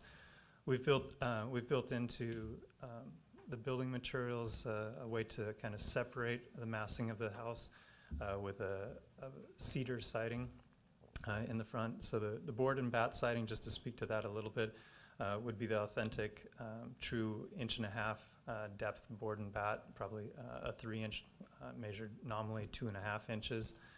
So it's more of a traditional true board and bat as opposed to just a siding with some bats attached to it like you would see on more of a track home. And then lastly, the element on the right-hand side is the full 2-story, but the top plate is on the 2nd story is brought down to about 8 feet, I believe. So it's still a relatively compact 2-story element, and I believe we're 5 foot 1.5 inches below the maximum allowed ridge height. And then just a noteworthy item is that that's approximately 13 feet away from the property line on the side because we have the access drive. So even though it's a 2-story element, it was the appropriate spot to put the 2-story element because it's also set back much further than what the code allows that setback. So I think it's being a good neighbor, if you will. So a lot of nice architectural features. If we were to spin around to the back, we have the nice featured fireplace element that's in the middle of those 2 steel tall doors and transoms. And then in regards to the upstairs master terrace, it is open on all 3 sides, so that would be reminiscent of a porch. It is called a terrace. There was extensive studies, particularly on the side elevation, the south elevation, to see what it would look like with either a trellis or different roof configuration, and I particularly enjoyed the simplicity of keeping that 2-story. In fact, would you mind switching the slide to, say, the south elevation? That might be helpful.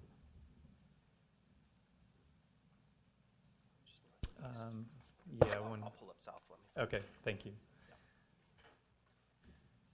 So in particular, we've introduced a vertical climbing green screen to help provide some other definition on that south elevation, and then that aligns with the railing and that opening. So I felt after meeting with staff that providing a punched opening, being able to see the sky through that helped lighten the structure. It just when you remove that element off, it almost looks like the bow of a cruise liner ship. You know, it's protruding out, and it felt off balance. So again, you can see in that element right below the railing or the guardrail. Picture that as a green screen element, so that's where vegetation, some greenery can climb up, and so that whole end of the building, rather than being kind of monolithic and stacking just vertically, provides some definition. And another gesture was the center section there between the two 2-foot square windows. That also recesses in to try and help give some modulation to that building element. So overall, it's a nice classic white board and bat siding, and I think it with the nice metal roof, tones, the color tones and everything seem to blend in pretty well. So. Okay, I'll stay in case we have any questions. Lynn, do you have any questions of the applicant? Well, I guess the only concern that I have is the porch it's the porch that's off the master bedroom. And again, you're saying that is being considered in the FAR, right? And the massing? It is not, but it's staff's recommendation that it should be. Should be. However, if it is included, that does put the whole project Right. over on the allotted. I think I would probably say not to include it, just because I think there is enough of a definition that separates it. Do you have any And questions? Sorry. to Oh, I'm interrupt you. sorry, Do you have no. questions of the applicant? No, Okay, I don't. We'll go that route first. Mikhail?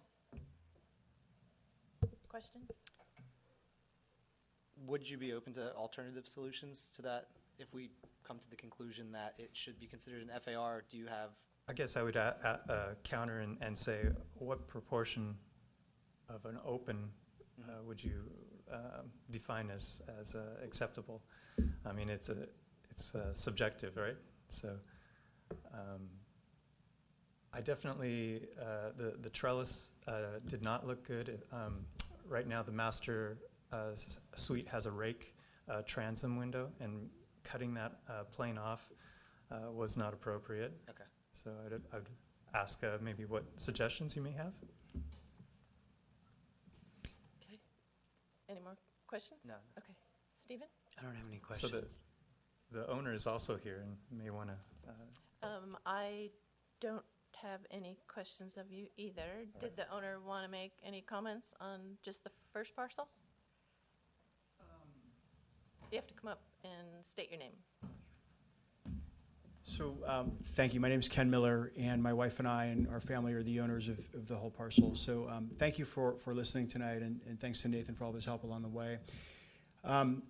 This is the home that we actually plan to keep for ourselves. You know, we can talk about, I guess, the back parcel later, but this is the home that we plan to keep and hopefully retire in Yountville. So, I mean, the design and the way that it's been configured, the design, the overall look and feel is something that we've put a lot of thought into, and it's something that, you know, we hope to own forever and to live in, you know, for a long time into the future. So we would prefer to keep it as it is. I know that the town has provided a lot of feedback along the way, and we've tried to make a bunch of modifications.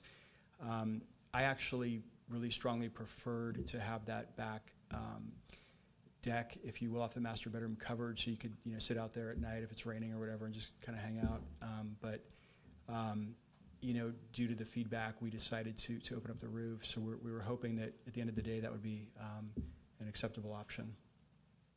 Okay, thank you. Sure. Now, I will open the public comment about just the front property, since we're dealing with this separately. Does any of the public want to come up and make any comments about the front property? No?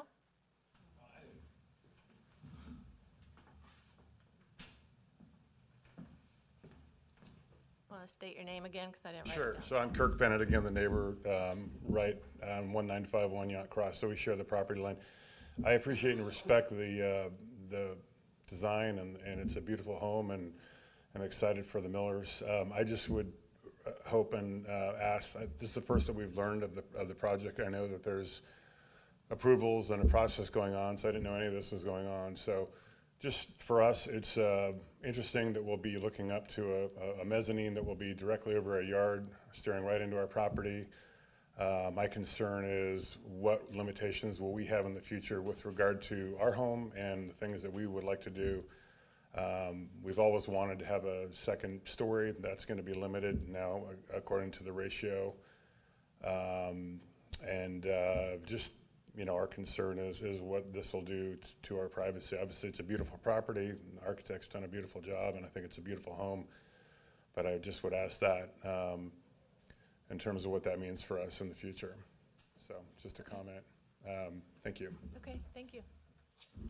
Anybody else want to come up and talk? Come on up and just state your name. Hi, my name is Ann Daly. I live at 3 Talent. My only concern are the trees over across the street. There's some beautiful pecan trees, there's a beautiful wisteria, and from the renderings that I saw, they're going to be completely decimated. So that's my one concern. The homes, the renderings are beautiful, and I look forward to having those homes put in effect. But the trees, they're kind of killing me. Okay, Thank you. thank you. Did anybody else want to comment?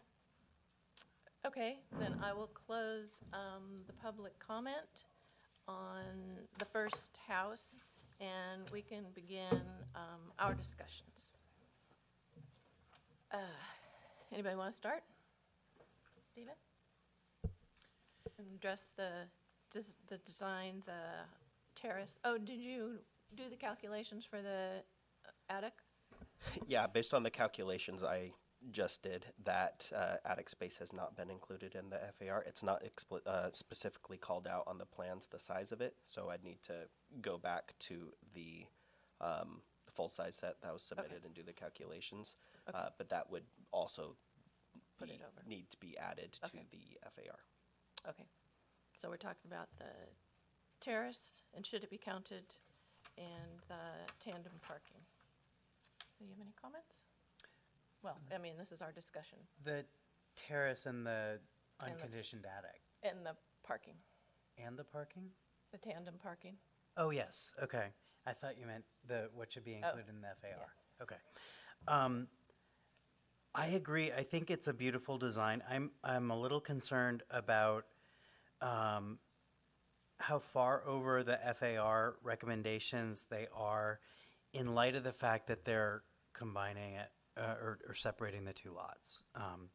It feels to me like if massing is what we're looking at in FAR, that this is really pushing us to approve something that is going beyond what the allowable limits are. Okay, and tandem parking?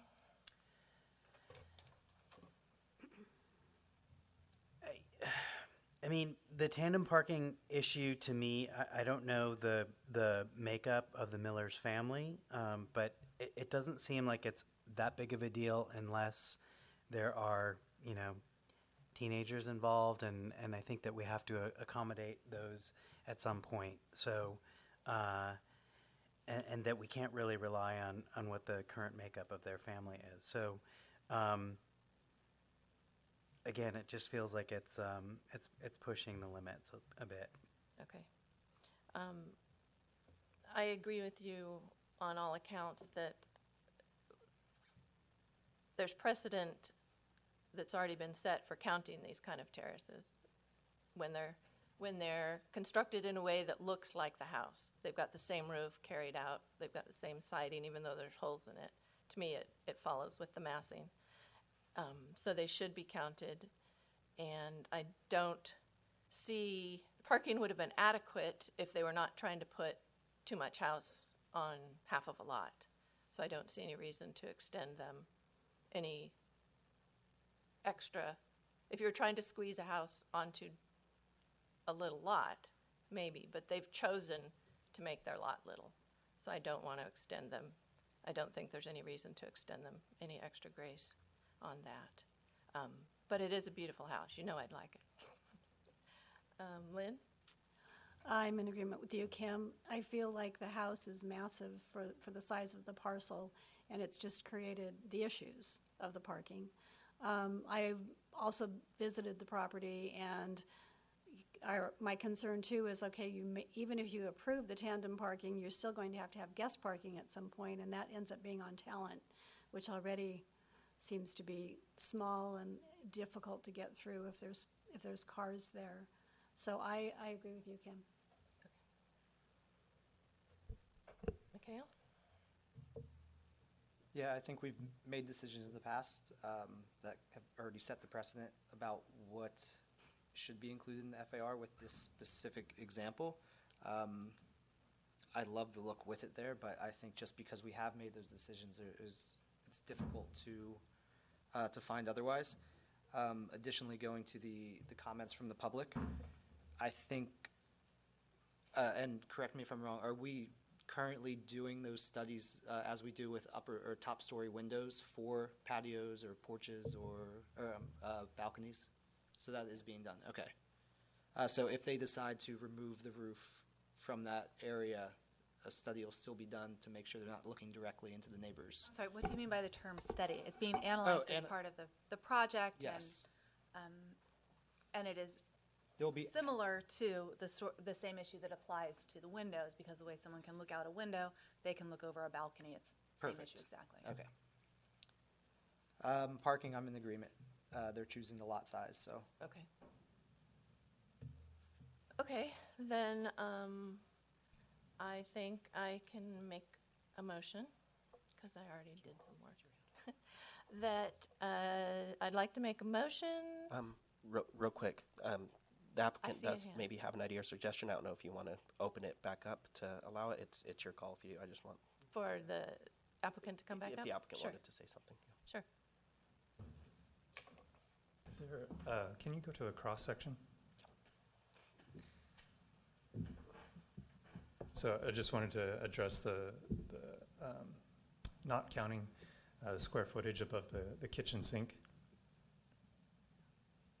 Real quick. Do you happen to know the sheet number off the top of your head? Hold on. The next page, the second story.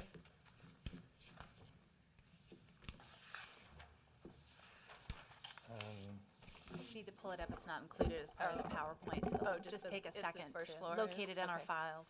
Let's see, it doesn't look like it appears, but it looks like A202?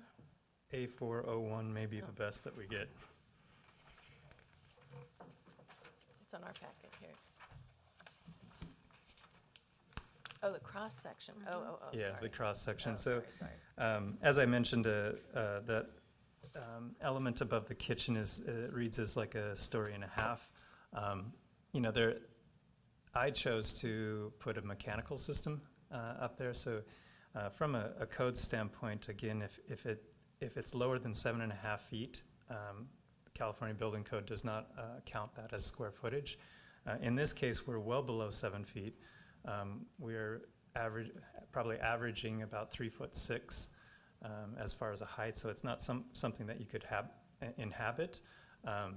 If you're absolutely opposed to that, then the kitchen can just have a taller ceiling, but then I'd have to find a new place for the mechanical system to store. So because it's in a pinch point of the attic there, and because we've pulled back the floor to account for that entry steel window, that's a very low condition, unconditioned space and uninhabitable from the code. Lastly, the porte-cochere, that is an architectural element, and so I was, if we're looking, I think the code from Yountville has always been promoting architectural elements, whether that's porches, whether that's architectural definitions, such as the feature that we have on the right-hand side with a two-story, how it pops out with a little shed roof. It just it loses the interest, and I should have probably brought the picture that shows it without, but unfortunately I didn't. So, Okay. Thank you. Thank you. Did anybody want to change? Any thoughts on that?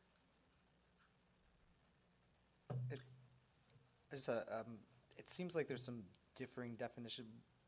The California code, if he's bringing it up to our attention, states that that wouldn't be included. Is there a reason why we are including that if California code says not to? Well, let me go back to the language of the exemption. It specifically references the California Building Code definition of attic and versus habitable space. So I don't have the answer for you right here because I'm not sure how that provision on the habitable space and the lower than 7 foot ceiling height applies. This is specifically related to that. Let me just go back and read it quickly.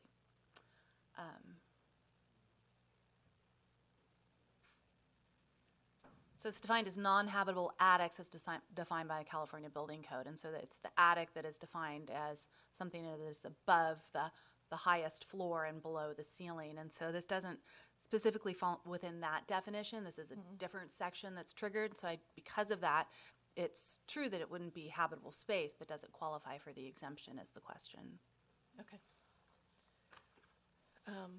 So I will make a motion that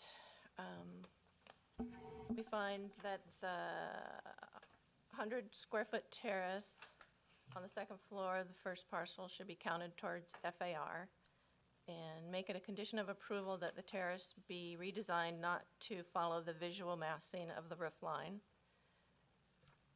and that the tandem parking situation presented on the first parcel does not meet the intent of the municipal code, and makes it a condition of approval that the parking layout be redesigned to accommodate 2 cars without them being parked tandem.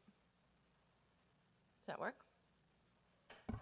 So in essence, what that does, it approves the project on the condition that the design is modified to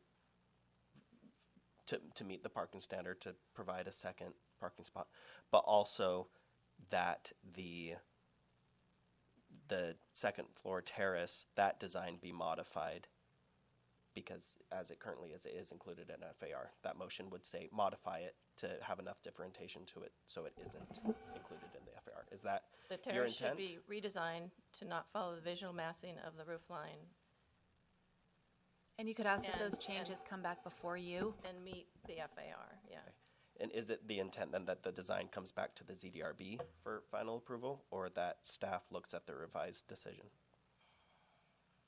What do you guys think?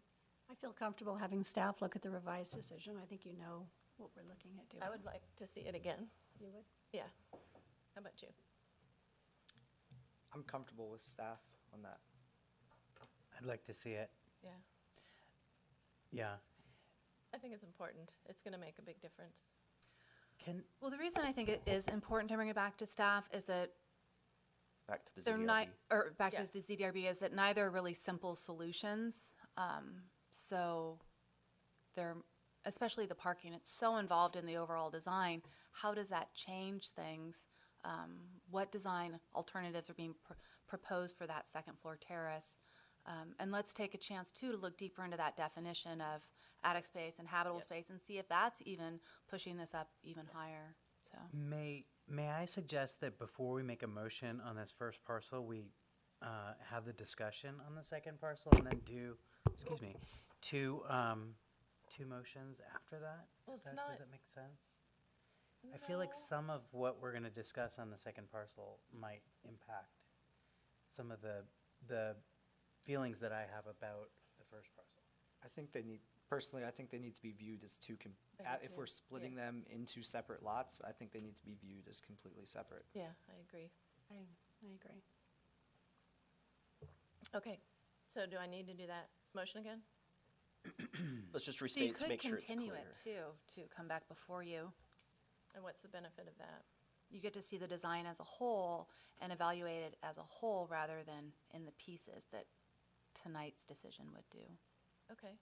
And they could still present to town council in January for the tandem parking spot, correct? that's just us recommending it. I think they're presenting to the town the lot split in January, is that correct?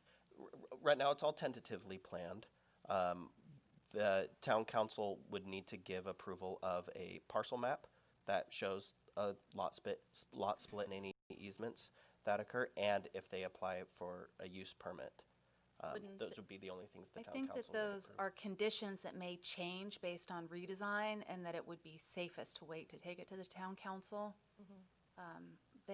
I believe they would feel uncomfortable looking at a piece that is up for consideration when there are outstanding questions here at the ZDRB. Yeah. Okay, so it's best to do a continuance then and have it brought back? That's one option that works, then there's no need for a vote if everyone's in agreement Okay. that the design Agree could be with that. modified. Okay. Okay. Or do they need to vote to continue it? Do we need to vote to continue? Yeah, let's vote. Yeah, so Okay. make a motion. I'll to make a continue. motion to continue it, pending some revisions. I'll second it. All in favor? Aye. Okay. Okay. So now we can start on number 2. Okay. So the proposed rear parcel will be approximately 5,000 square feet in size, and the project proposes the construction of a 2-story, 1,456 square foot single-family residence on this parcel. The house features, and Jared's going to be upset with the way I pronounce it, Shaosugi and vertical wood. What's the right way of pronouncing it?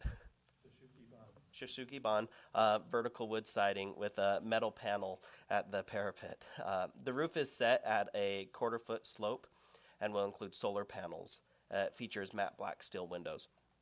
So the first floor includes an architectural feature of a outdoor patio that lies underneath the second floor. The west wall of this patio is composed of board-formed concrete and includes a fireplace. The second floor includes an upper terrace adjacent to the master bedroom. The house stands a total of 23 feet tall. The southwest corner of the rear parcel also includes a carport with a metal panel at the parapet and a board-formed concrete wall. So similar to the previous one, there's just a few issues that staff wanted to raise that would be discussion points for the ZDRB. So first, the setbacks proposed for this development comply with all the requirements set forth in the municipal code.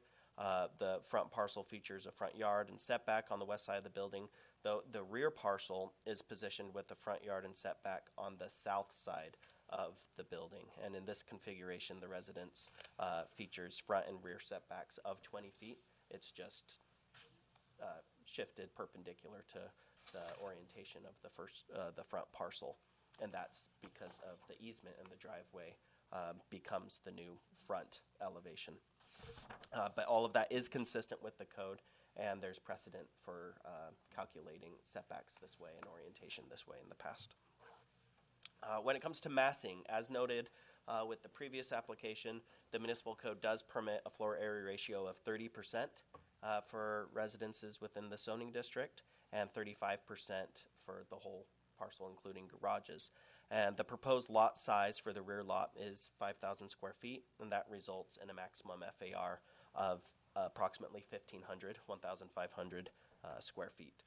As presented, the developed residence shows an FAR of 1,456 square feet.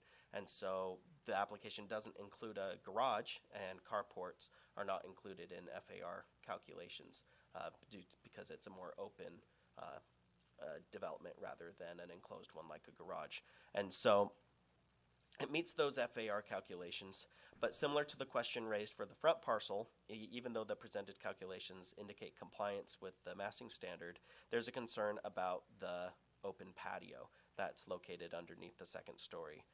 This square foot patio is not included in the FAR calculation, but similar to the terrace, it's staff's opinion that it should be.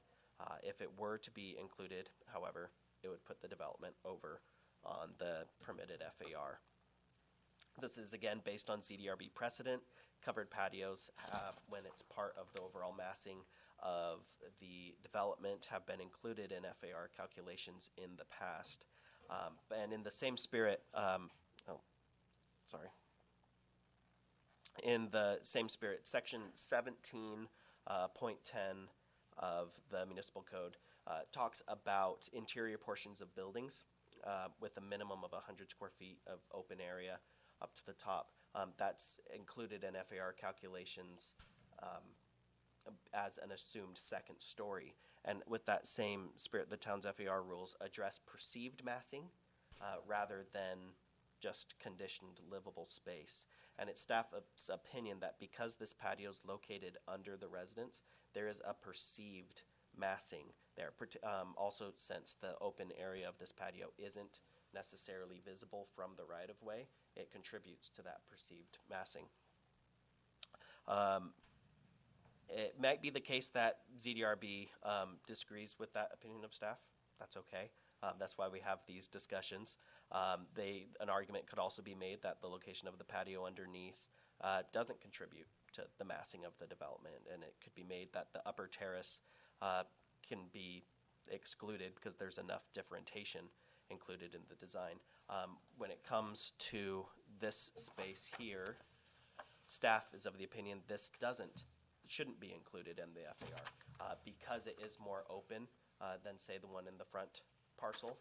There's enough differentiation. Staff doesn't feel that that does contribute to the overall massing of the building as much as it does the lower patio. This brings to the second point to be addressed, and that's the overall design of this residence.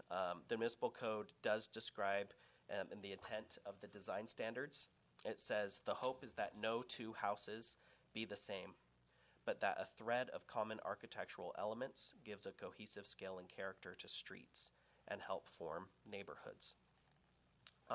Staff recommends an alternate design to this, primarily due to that standard right there in municipal code that says that there shall be common architectural elements that gives a cohesive scale and character to the streets. The design is unlike anything in the neighborhood, and if approved, the decision, the ZDRB should know that it would now add this architectural style to Yountville. That's not necessarily a good thing or a bad thing. It's just something that the ZDRB should be aware of. So this was a shorter presentation, but let me know if there's any questions that you have or if you want me to go in more detail on anything. What about parking? This does satisfy the parking standard. Okay. And the reason why, if you look at this site plan, it's altered to the side in order to use more of the monitor here. But these are now independently accessible under the carport and in the driveway.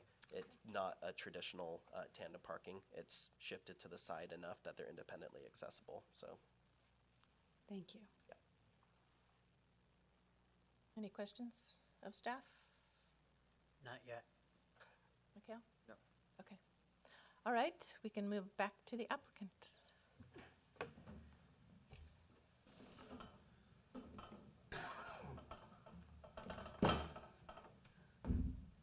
All right, Jared Denton, Signum Architecture.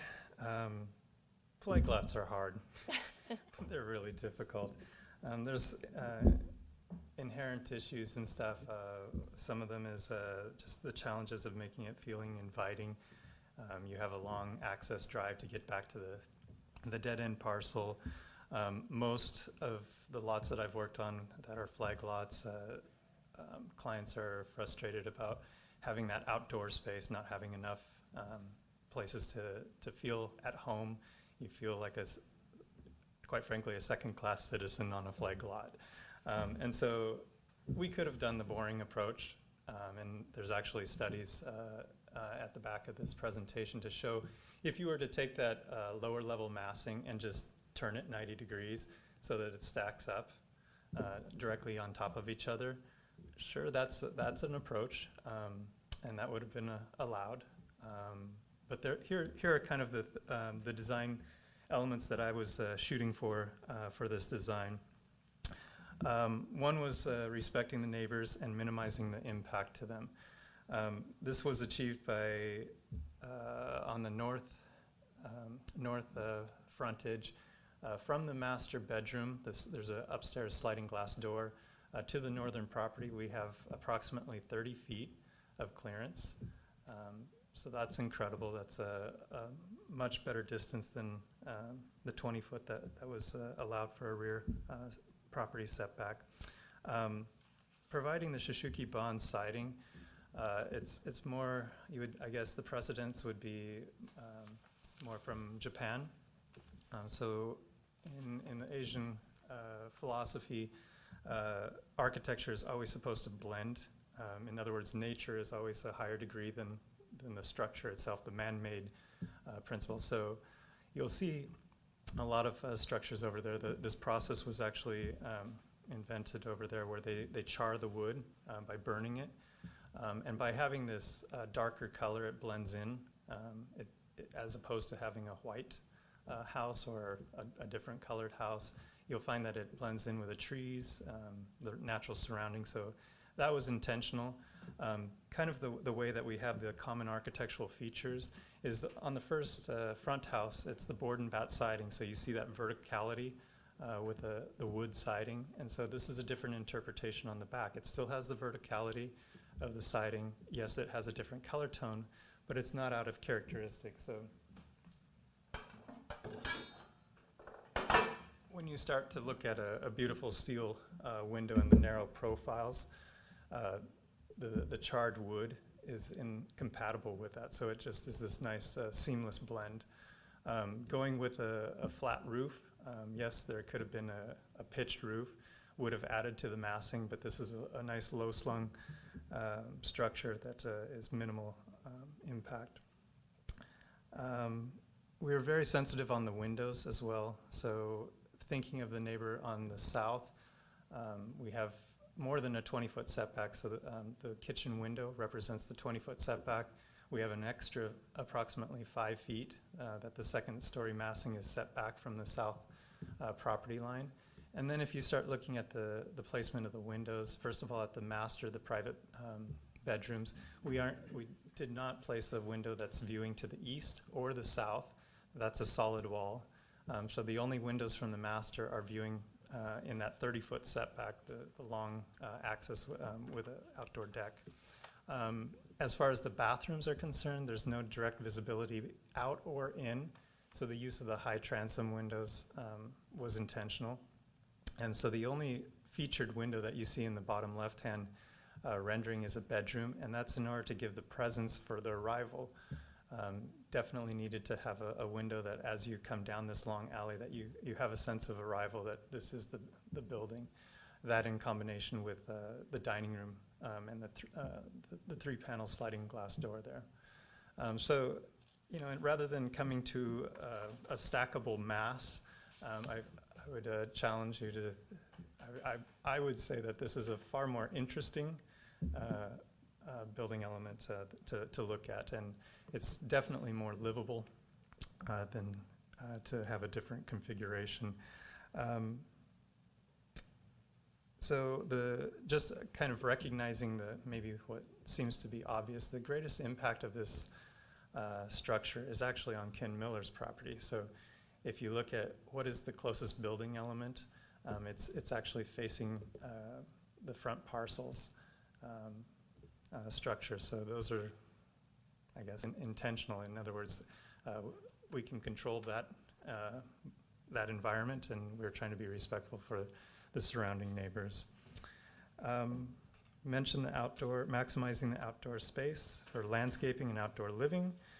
I think that providing an elegantly beautiful contemporary style home that is rooted in more of an agrarian mindset. In other words, the charred wood, something that you would see in like a fence, maybe an old barn. That's the key element. Even though this is contemporary, I think this is what ties this type of a structure into the Yountville vernacular. I'm interested in having some progressive views, meaning I am interested to have a different style for Yountville. This is in the appropriate spot, so it's not in the historical district, which does have far more regulations. It is a flag lot, so it's kind of set in the back, and taking that minimalistic approach or trying to absorb into the neighborhood is really the focus here. Lastly, the solar orientation, the long axis was intentionally set up in the south-north direction to get the better sunlight as it comes around during the day, and to also access the northern light. You'll see that there's a nice glass feature on the staircase, so that's going to achieve more of the consistent northern lights rather than the direct sunlight in there.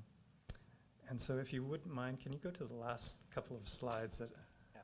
Do you want, you have a slide with all 4 images at the same time? Do you want that one? Sure, that should be fine.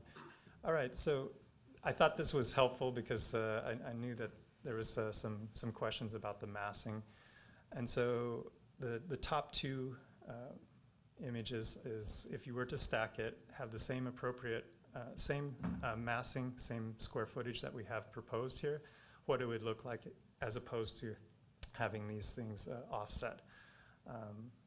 You know, there were discussions with staff as far as what constitutes massing and what would count as, like, for instance, that concrete element that's supporting the second story, whether we put in some post or something to make it more translucent. Knowing that supports the whole second floor and my plumbing for the bathrooms, I didn't feel like it was possible to completely have punched openings in there. In other words, that's actually going to provide the shear and the wind resistant for that building element. So. Okay, does anybody have any questions of the applicant? No. You noticed on the plans there's a couple different versions of the upper floor plan. Are those, there's a 2-bedroom, 3-bedroom option that we're looking at? There are 2 different versions, all with the same square footage, but the applicant wanted to have the option of having a 3rd bedroom in case for resale there was a preference for a 3-bedroom. So, yeah, but same window layout, same exterior, same massing, just a reconfiguration of the interior floor plan. Okay. Okay, no other questions of the applicant. Then we can open the public comment about the rear parcels. If anybody likes to come up, state your name. Sherry Bennett, also 1951 Yountville Crossroad. And I think it's up to debate whether we think, but now we're going to have 2 houses, 2-story houses looking into our backyard.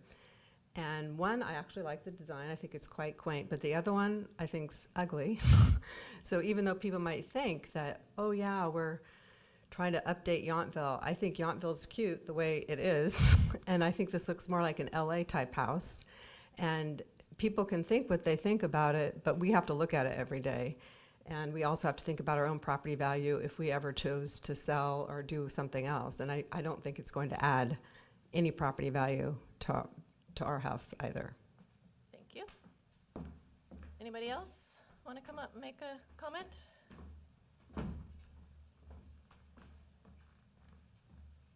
Hello, Ruth Appleby, 1941 Yountville Crossroad. I do understand they're saying this is a flag lot here, but that particular design will be viewed by many homes around it in that area, and I'm just not sure it fits the design of Yountville. So it's pretty, but I'm not sure that's the right place for it. Okay, thank you. Okay, if there's anybody else have any comments? Okay, then I will close the public comment part and we can discuss it. So same kind of thing, we've got some floor area ratio considerations for the patio on the first floor. And, oh, and parking is okay though. So anybody want to start? Lynn, Mikhail? Sure. I feel that the patio should be included in the floor area ratio because it's part of the massing of the building, of the structure. Parking is fine. Are we discussing the architecture as well in this, Kim? Mm-hmm. Okay. Yeah, here under design. Okay. Yeah. I agree with the neighbors, and I certainly hear you with this. I love the simplicity and the nature of this design, but it just doesn't seem to fit the neighborhood. And I think the neighbors would definitely be impacted by it. Okay. Mikhail? As much as I hate to say it, because I do love it, I do agree with just the overall fit in the neighborhood. I think it is very, very unique. I think we've had, I'll just leave it at that. Okay, and the patio? The patio, I think, again, looking at precedent and what we've decided in the past, and even with the property before this, I think it's too similar that it has to be included in FAR. Okay. Stephen? I think I would echo what Mikhail just said. I think it's an amazing design, but I can see how others in the neighborhood might feel impacted by it. Okay. And the patio? I don't necessarily think that it needs to be included, except that it does, if we're including the 100 square foot covered patio on the upper floor of the other building, it seems to follow precedent. Okay. I agree that we should count the first floor patio, the 433 square feet. It's a very heavy building, and that adds to that. I would also make the argument that I would count the upstairs patio for the same reason we counted it on the other one, in that it continues the roof line. If you took the patio of the house in front and just somehow eliminated the posts holding up the roof line, to me it would still carry the heaviness of the roof line. That's the whole thing that's giving it the massing to me, not the walls so much, but the roof. And this is doing the same thing. It's continued, though it's not a peaked roof, it's carrying a very heavy slab out over the patio. So I would even make a case for counting the second floor. And God, I love this design. I would move there in a second, but I've had that discussion. My husband and I have had that discussion. That's exactly the kind of house we would want to live in, but I know that if we wanted to do that, we would have to move out of Yountville. This Yountville has a definite character, and that's why everybody wants to be here. And this just does not have that common thread, especially in a specifically rural neighborhood. I love it, but especially on that street, I cannot support that design. So, do we want to continue this too? Is that the best way to do it, or do you want me to do a motion? Anybody have any comments before I do a motion? Okay. It's so hard to react negatively to this when there are other wildly less considered modern buildings in this neighborhood. Like, it's not all agrarian farmhouses in that neighborhood at all. And I find it's disconcerting to impact this in this way, I think, without considering what the precedents in that neighborhood already are. Do we have So your any sorry. comments, recommendations or comments that we can make to town council regarding the lot split? Or is that not anything we are looking at? Well, that is more technical in terms of whether they meet the minimum lot size. They're not looking at design, they're just looking at whether they can meet the code. Do they look at the neighborhood pass and that the along. size of lots around it or things like that? It can be considered, but the zoning ordinance creates an option if you meet certain conditions. So I think it's less discretionary, although there's discretion involved. I did want to go back to your options tonight. They're to approve the project as presented with the conditions suggested by staff, to approve it with additional conditions, to deny the project, or to continue it with recommendations to the applicant. So if you go ahead and deny the project, they're limited for a certain period of time before they can come back before you, so it's more beneficial to them to continue it and keep this process open. And you don't seem prepared to approve it with any level of conditions, so. No, I don't think so. So we'll continue it then. Does that sound like it makes sense to you guys? So that, to give them Yes. more options? Yes. Okay. We'll need a motion and vote. to And just Okay. make sure that you fully flesh out the ideas that you're passing on to them so it can be incorporated into next level design. In the motion to continue it? Or just that you've touched on everything that you view as important. Well, we touched on, we all feel that that the 433 square foot patio should be counted in the FAR. And we do not, feel that the design of the house on the second parcel does not use common elements of the character of the neighborhood to support its design. And given the density, it does not present a cohesive scale to the neighborhood. Okay. So we vote to continue it. I second. All in favor? Aye. All those opposed? Aye. Okay, passes 3-1. Okay, great. Thank you all for coming tonight and voicing your opinion.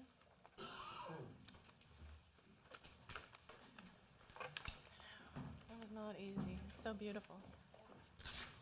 I absolutely adore it, but.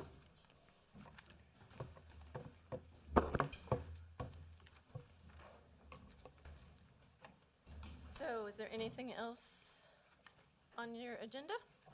So the staff and board report, staff doesn't have anything to report, so Okay. if the board has any reports or things they want to share, now's their time. Okay. Anything? Then I will move to adjourn. Second. All in favor? Aye. Thank you very much. Wait for the red light. There we go.